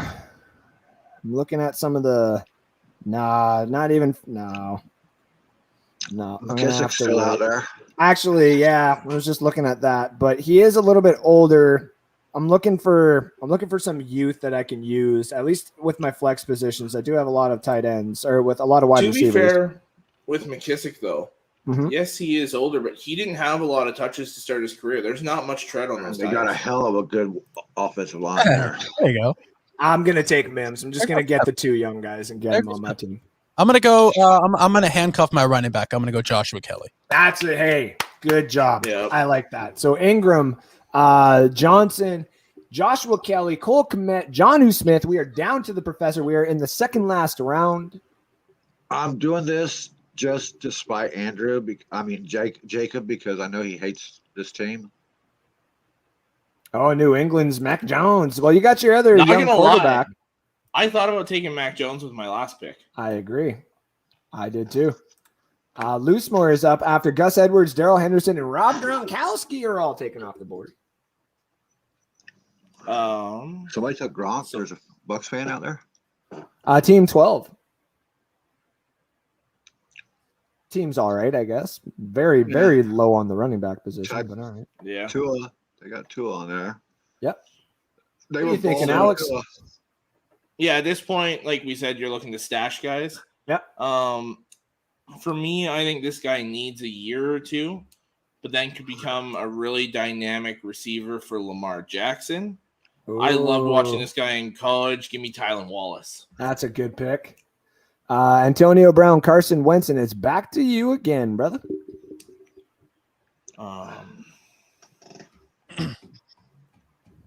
You're not getting that 13th Thought about the position Amari again. Rodgers thing. What's that? So I'm not letting you get that 13th position again, man. That's supposed to be unlucky. Yeah, I love the way this draft is falling out. Right. Me too. All right. Last round here, ladies and gentlemen. Alex is up. We got one last pick for everybody. So I'm going to stash a quarterback here. One that Andrew loves. I'm taking Kellen Mond to stash on my bench. That's a good one. Yep. J.D. McKissick is gone. Terry Cohen, Gabriel Davis. Johnny's last pick is now up, and he is going to be taking who? Amari Rodgers, good pick. Nelson Aguilar, Jamal Williams, the running back in Detroit. And then Jacob's last pick of Dynasty is... So am I going? All right. So I have one quarterback. The problem is, can I take him? Or is that... I could. Okay. So can I say what my reasonable pick would be and then make my second pick? Of course. Yeah. Okay. So my reasonable pick was going to be Devontae Booker because I do like Devontae Booker. I don't trust Saquon to stay healthy. And if you guys remember when Josh Jacobs went down last year, Devontae Booker was incredible. Mm-hmm. I'm going to take Andrew Luck because go fuck yourself. That's why. All right. I love it. Christian Kirk, Ramondre I love Stevens. that pick, man. That's awesome. It goes... I just want to tell Jacob little story here quick. So a couple years ago, we were doing our work league, me and Andrew, and the GM of the company was a huge Colts fan. Mm-hmm. So I was like, you know what? And he was new to the company. So I was like, you know what? I'm going to mess with him. I'm going to take Andrew Luck and I'm going to dangle him there. Yeah. 10 minutes before he retired. Oh, literally. Yeah, like literally. So did he retire in the middle of your show? Yeah. Yeah. Oh, like that I would picked him in like the 4th or 5th round or whatever of a redraft. And not even 2 rounds later, as it's coming up to my pick, I see that Andrew Luck retires. I was like, well, shit, now I got to go for another quarterback. Like, I remember I was playing Madden when Andrew Luck retired, and I was like, this was before I was doing my show or anything. I was just like, what? He was my favorite player. Andrew Luck was my favorite player in the league. I loved Andrew. Over Russell Wilson? Yeah, over Russ. Over Russ. Wow. Luck was my favorite player. He was he was the second jersey I owned. So my favorite player of all time, Alex, you'll appreciate this. The man who got me into football is Calvin Johnson. Was Megatron. Okay. So I was always a Jets fan, but I was always also kind of impartial towards the Lions, and then with Andrew Luck towards the Colts as well. Everyone has those teams that they just enjoy watching and want to see win. The Lions are one of those teams for me because Stafford and Matthew Stafford's jersey was the first one I ever owned. And then. Man, I love Megatron, and then Andrew Luck's jersey was the first one that I actually like bought, knowing about football and all that. So there's that. But I've always been obviously a diehard Jets fan, but Megatron was the guy who got me into football there. I've got a funny story about Megatron there. Okay, go ahead. They when he retired, the organization screwed him. As most people know, they forced him to give $1 million of his bonus back or whatever it was. And so Calvin Johnson's had nothing nice to say about the organization, loves the team, loves the players, all that, loves the fans. Nothing nice to say about the office. And so the new ownership comes in, the daughter takes over this offseason. And to try and make peace with him, they tried to offer him $1,360,000 spread out over 3 years. So they gave him a contract. It's like, for all that guy did for you, that's how you're going to be like, here, come back to us. Like, right. Though legally they can't just give him the money. Like, I understand that, but yeah. Okay, so to finish this off here, so we can let one of our guests go here. Here's the teams that we have picked. Mine is consistent of Alvin Kamara, Calvin Ridley, Travis Etienne, Javonte Williams, Jalen Waddle, Rashad Bateman, Trey Lance, Kenneth Gainwell, Pat Freiermuth, Kadarius Toney, Denzel Mims, and I grabbed Giovanni Bernard right at the end there. Jacob Charnow. 8 rookies in a row. Yes, sir. Jacob Charnow, Tyreek Hill, Austin Eckler, Kyler Murray, Devonta Smith, Chase Claypool, Mike Davis, Elijah Moore, Logan Thomas, Darnell Mooney, Alex Troutman, Joshua Kelly, and Andrew Luck. You never know, guys. You never know. The professor has gone with Najee. This is out 5 weeks at least. Yeah. The professor has gone with Najee Harris, Lamar Jackson, Kyle Pitts, Mike Evans, Deebo Samuel, Chase Edmonds, Chuba Hubbard, Amon-Ra St. Brown, Robert Tonyan, Naheem Hines, Mac Jones, and Amari Rogers. Alex's team, J.K. Dobbins, Antonio Gibson, T.J. Hawkinson, Justin Herbert, Trey Sermon, Michael Carter, Rondell Anderson, Robbie. There we go. It's the only one. Mike Williams, Devontae Parker, Justin Jefferson, that injured player. Or no, that's not the injured player. Van Jefferson. There we go. Van Jefferson. What's his Wallace? Tylen. Okay, I can remember that one. And Kellen Mond. There we go. Those are the teams. Thank you all. I'll give you guys.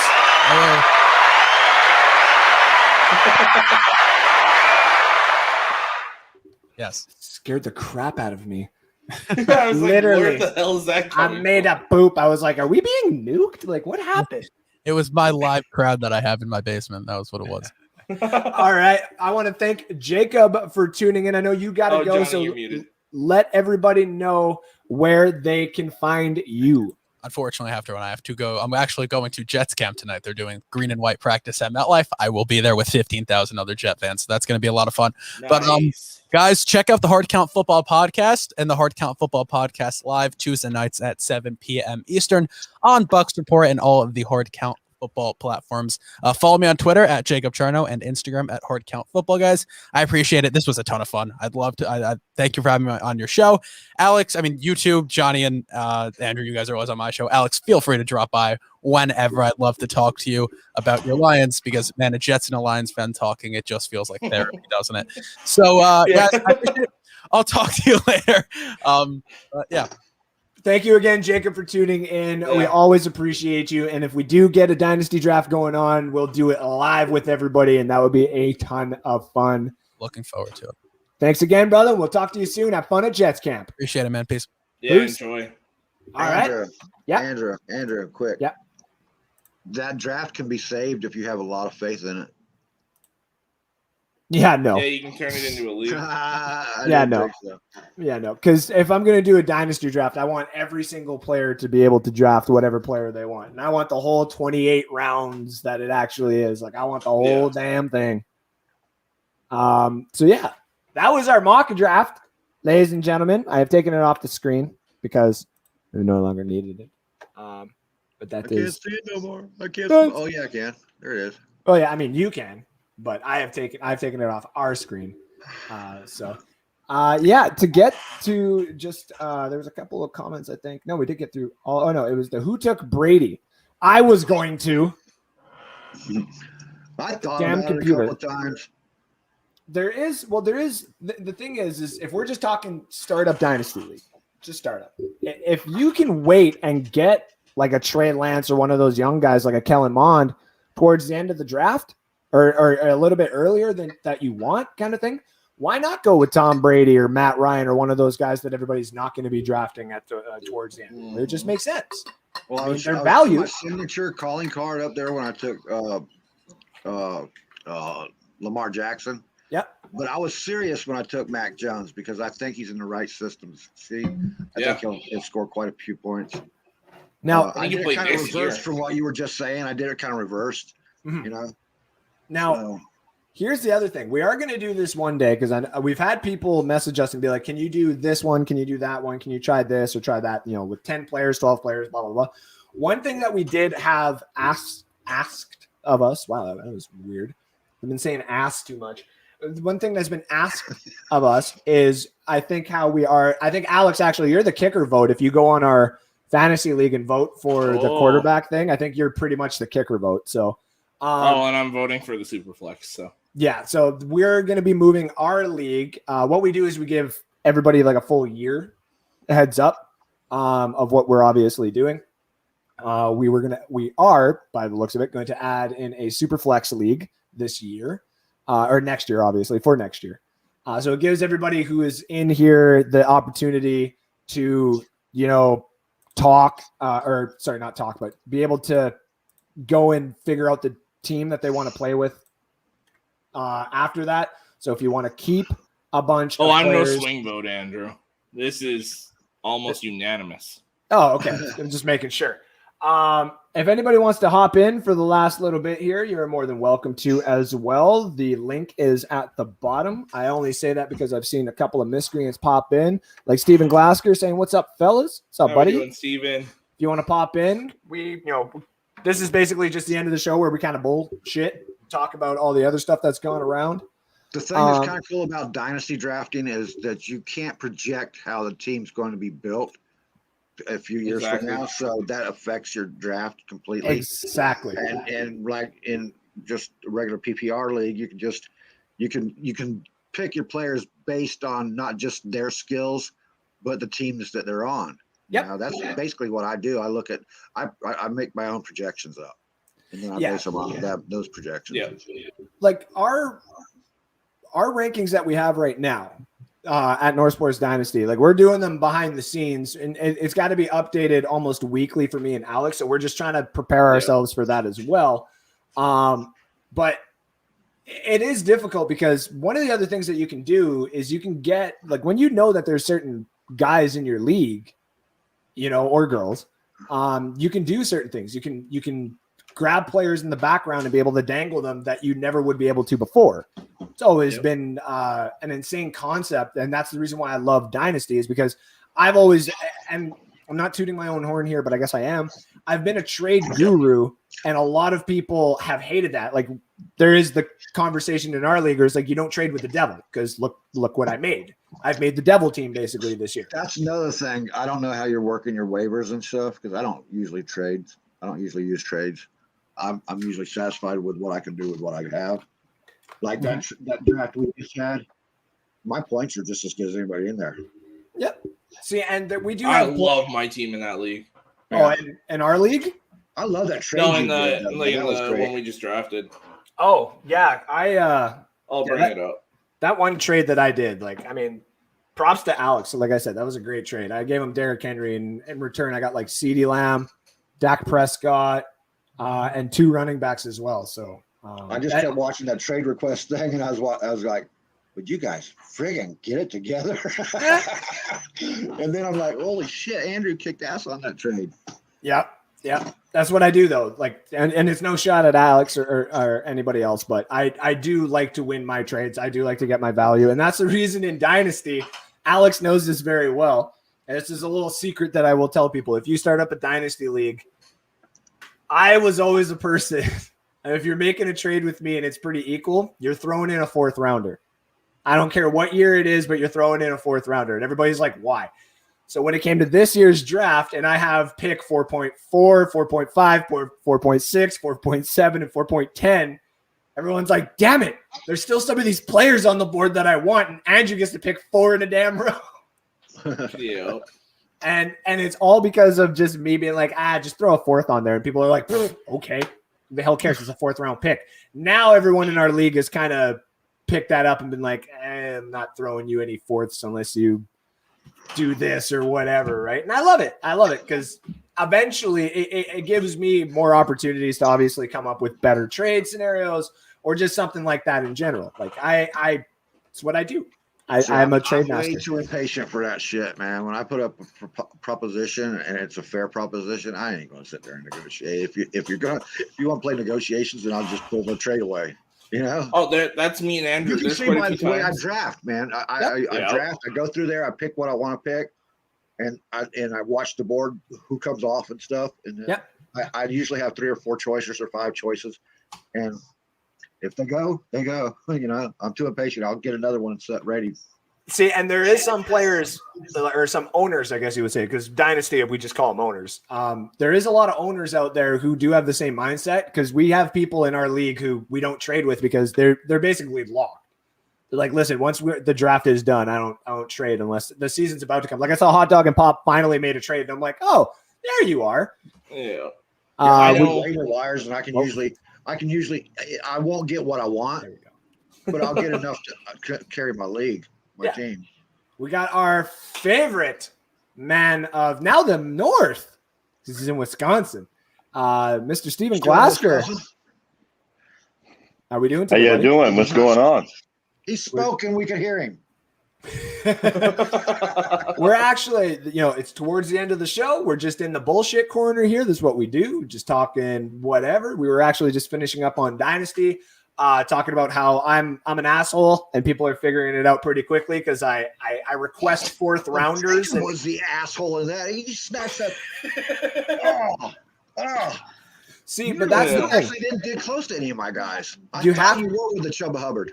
Well, I mean, Chuba.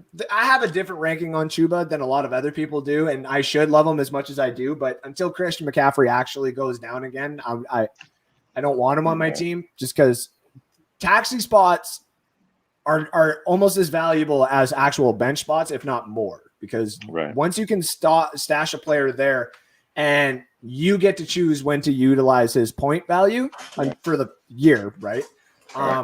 That's a benefit, because if he's on your bench, it's taking up other spots for other free agents on the waiver wire that you want to grab. At least on Taxi Squad, once the season starts, it's locked. So you're either pulling him off to use him on your bench, and that's it, because you can't put him back on the Taxi Squad.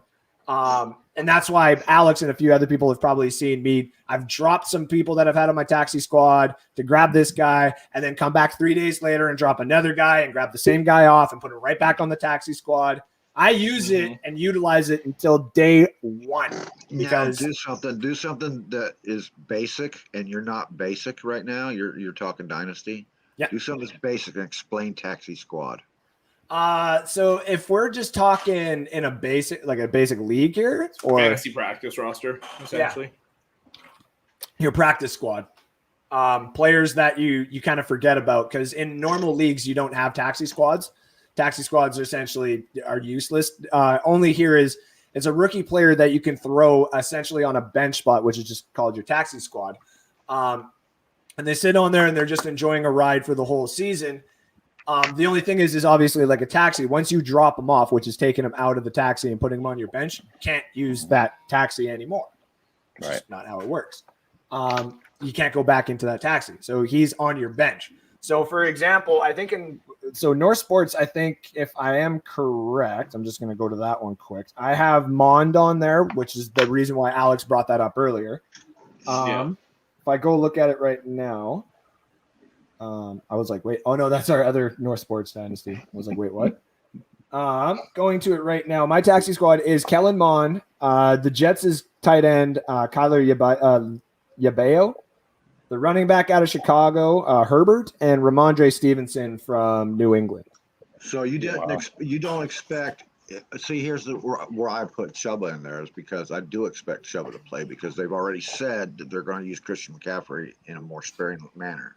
Yep. So for someone like you, if you want to try and get the points that Chuba might actually have, so say just and based off points. And future points. So even say the team that you would have right now, let's just randomly assume. Actually, I'll use my other team that I have. So say you got James Robinson, Myles Gaskins as your only two running backs. You probably know that you're going to get maybe a full season with Myles Gaskins, and you know that you're going to get half of the season with James Robinson. If you're sitting there and you have Chuba Hubbard and that's your only other running back, say you got, Ramondre Stevenson and some of these other scrubs that you kind of just need to have, I would try to utilize his points the second that he starts getting onto the field. But also at that point, you want to try and find some other value because once you start looking for Chuba to maybe throw into a flex position or something like that, then you're just tanking your team. And I'm not saying that in a bad way, but you're essentially not getting the point value that you would if like Mike Davis was starting every week for you. But I wouldn't have taken him if I didn't already have Najee on there. That's the thing. So in the dynasty draft, that mock draft that we just did there, you having Najee and a couple of the other running backs that you had there, you're fine because you could just let Chuba sit on the taxi squad for the full year. Then next year, say something happens like McCaffrey's thrown into the trade package for Deshaun Watson. Now all of a sudden Deshaun Watson comes to Carolina and Chuba Hubbard is literally the number one running back. Now all of a sudden you go from just having a taxi squad dude to the number one trade bait in all of the NFL fantasy leagues. Right. Like arguably. Because if Deshaun Watson's charges go away and he gets to go into an actual offense that will utilize him, and I would assume that Joe Brady would turn that next whole draft into nothing but offensive linemen or whatever it would be. I would. That would be just way too much for me. I'd be like, give me Chuba. I'd be trading way too many first rounders because I don't have any first rounders left anymore. They're gone. I traded for way too much talent on my team. So you're the Eagles? The dream team? Well, no. Well, okay. Here, my team. He should win more than like 3-4 games. So. Oh, I should only. Team, and I don't want to go all fanboy, but you do know that the only dream team right now in the last 20 years is actually the Buccaneers because the Eagles sure as hell failed at it, didn't they? Mm-hmm. My fantasy team, my quarterback, and it's only a one quarterback league, but I got Josh Allen, I got Dalvin Cook, I got Jonathan Taylor out in Indianapolis, and I got Stephon Diggs. I have Chris Godwin. I have TJ Hawkinson, and my two flex spots right now are Laviska Shenault and Deebo Samuel, only because Cam Akers went down. So my team is pretty stacked. I just know like my depth. What is my depth here? Trey Sermon, Marvin Jones, and Denzel Mims, and maybe Diomi Brown, but that's it. Like I got no running backs or nothing. I'm taking a high risk this year, and I do not care. I want that damn belt, which me and Alex still have to order here soon and then send over to Brad because I lost, and I hate Kamara so much. I really do. So when you draft in a PPR league, do you just draft starters that are starting, or do you actually think about the backups at times? Because starters don't always perform. That's right. In this case, and I'll let Alex go right after.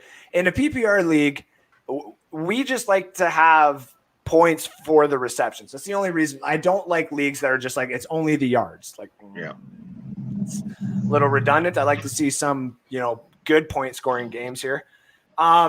So with wide receivers, you like to go with the second then?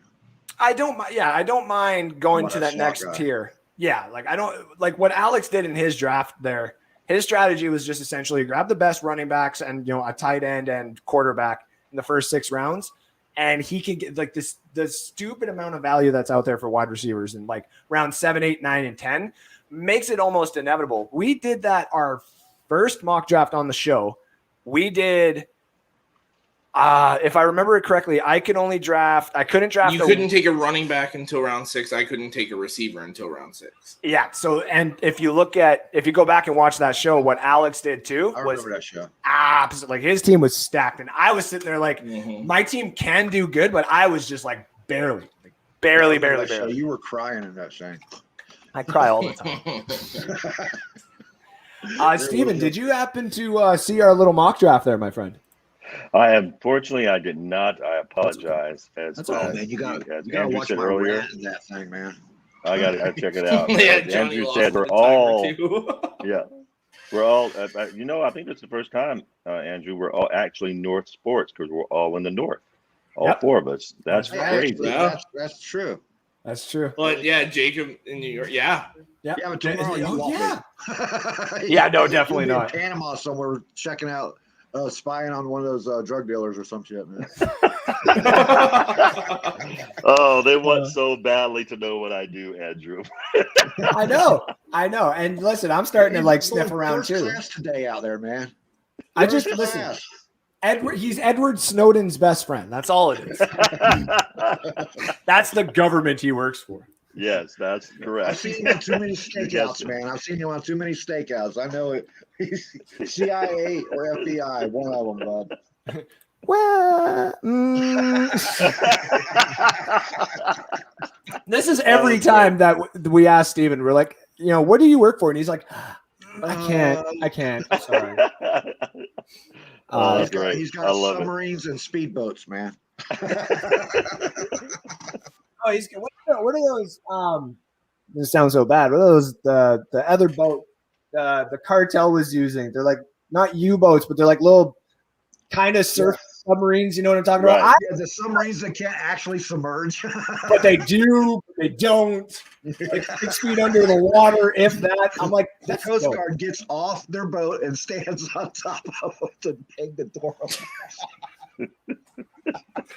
I'm not gonna lie. So to anybody out there, I try to entertain. I do like writings on the side. And one thing that I was writing in my little story thing there was these little boats are dope. And there's gotta be a way that I can incorporate this all the time. And now I'm designing my own, and I'm gotta make sure that those pictures never reach the internet, because then people are gonna be like, is Andrew trying to do something illegal here? I like the way you used that word dope as a dual threat just then. See, it's a double entendre. I think that's the word. Nice. I think I'm getting smarter. That's why I am a generous God. I love that picture, Alex. You haven't used that one in a while. No, because we are Sparta. I haven't needed to. I mean, I'm only a generous God when it comes to the draft and the mock times, and when we finally get things right, or my Reds rant, where I like to go after the Oiler fans a little bit too much, and I'm aware. But it's only because we Red Wing fans are. I love the way you broke your own rules twice in the same draft, dude. Yep.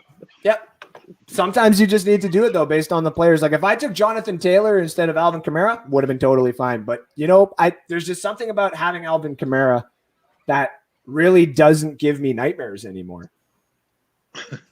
I'm sick and tired. I was gonna go that route. I'm glad you did. 7 out of I was too. I was so glad that name wasn't sticking up there when I got up. No, it's 5. Yeah, 5 out of 6 flipping leagues we were in last year, or I was in last year, lost by Kamara. And then the other one I lost in the championship was literally just by fluke. It was, I think, a 7-point difference. And I was like, that sucks. I got a feeling they're going to have to lean on Alvin Kamara way too much this year. Misador, you've tuned in at the great time. Yes, off work, in time to hear the incoherent ramblings here at North Sports Dynasty. Yes, me and Alex actually, this is part of all this, which nobody actually reads. Hopefully they don't take a screenshot and actually read that, because there's some stuff that you guys don't need to see there anyway. But anywho, me and him have decided, we do our show, like we do the main issue of we do the show, and then once we're done, like the main show, we do the other show. God damn. Somebody's getting teased. I am. Anyways, and then like once we're done the main show, because we know that, like, there's people that come in for the content and they don't want to like keep listening on to like, oh, when are they done? When are they done? No, we finish the main content, and then the ramblings later on are for like the diehard fans. We do this as, extra content, I guess you would say. People call it with Patreon or OnlyFans or whatever you would call it, which you can find both of those. Never mind. Anyways, so what you can't, like, we just ramble. That's all we do. This is the good part of the show. Hey, Misador, you got to get a hold of me and Alex tonight. Alex, we got to get a hold of Nick Misador sometime after the show. Yes. Hey, quick question. Quick question, Andrew. Yes. When Johhny said you were getting teased, did you just get that TikTok meme where you're online, your girl walks around butt naked? not necessarily butt naked, but she, oh my goodness gracious. Gentlemen, like, for you guys, go ahead. There's a TikTok deal going around where when the guy's online and he's busy doing something, the girl will walk by and she'll flash him and then walk away. Which I've seen a bunch of those videos, and I'm like, have you guys just never showered with your significant others? Like, have you never seen their tatas just hanging around? Like, is it locked away in some secret freaking like passage? You need to know the code or something like that in order to get it. Like, I remember, maybe they just like seeing the girls naked. Andrew, are you that wore out that it still doesn't affect you? I'm 60 years old. Are you man. kidding me? This affects me man. all. When it goes by, I'm still like, yeah, no, like that. I'm every damn. Oh, we know you are, Johhny. Like my jaw and everything else. Mr. 9 Kids. Mr. 9 Kids, Johhny.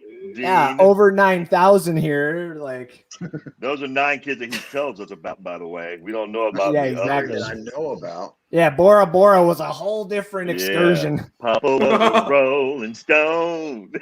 Oh, he on that Keith Richards stuff where the doctor was like, bro, I would love to tell you to quit doing heroin, but if you do, you'll die. So here's a recipe on how to do it while still living. Johhny is patient 0 for Viagra. I did a lot of acid back in the day. Man. He's the guy. He's the guy they got that 4-hour commercial warning from. That was Johhny. If you've been going for 4 hours, you might want to see a doctor.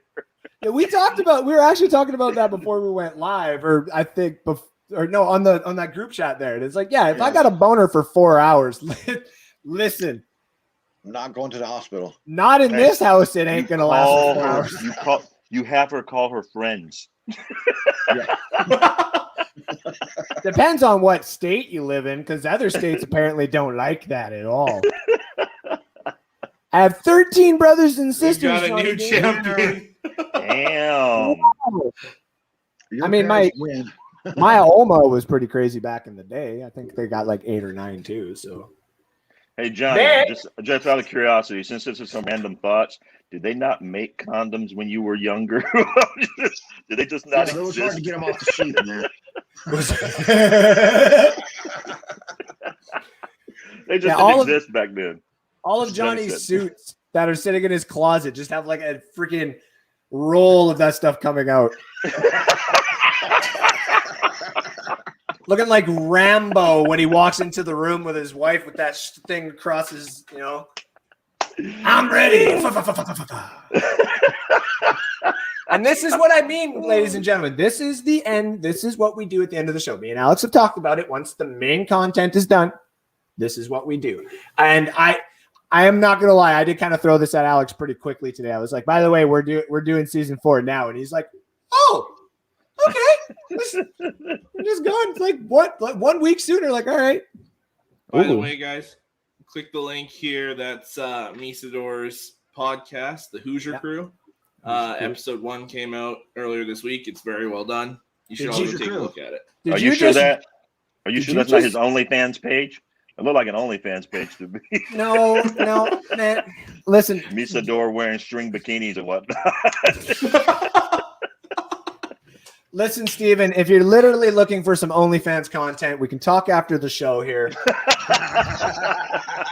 Misador will love it. See, Misador is loving it. He's laughing with us here too. See, this is what I mean, guys. We like to do the main part of the show, then we're going to do the fun part of the show. It basically the end of this show is what we like to do on the cheap seats as well. I'm also I'm trying to be a comedian here.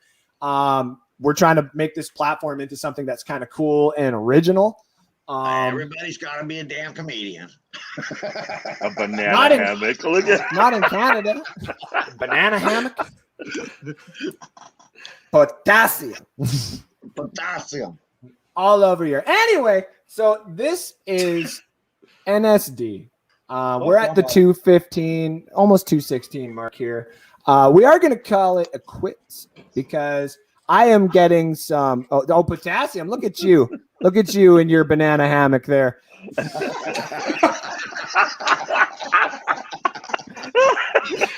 And that's got to be the most appropriate way to end this show. So with that being said, I want to thank everybody here. Stephen Glasker, please let everybody know where we can find you. Well, thanks, guys. I appreciate it. Great show, by the way.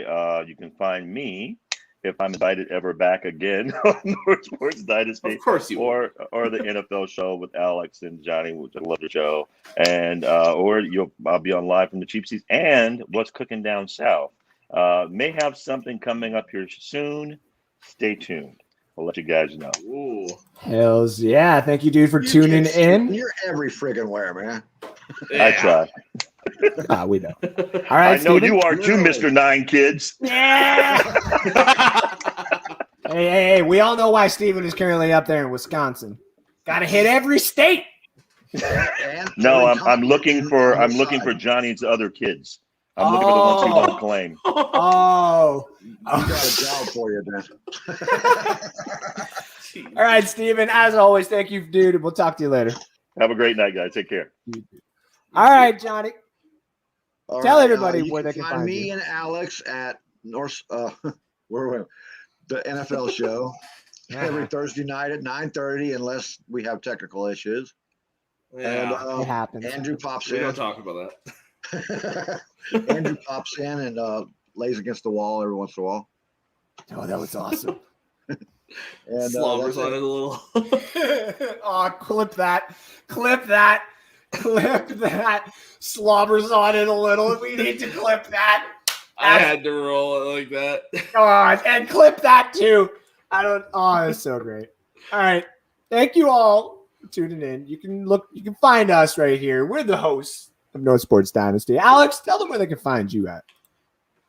So as Johhny said, you can find me and Johhny on the NFL show Thursday nights at 9:30 Eastern, 7:30 Mountain.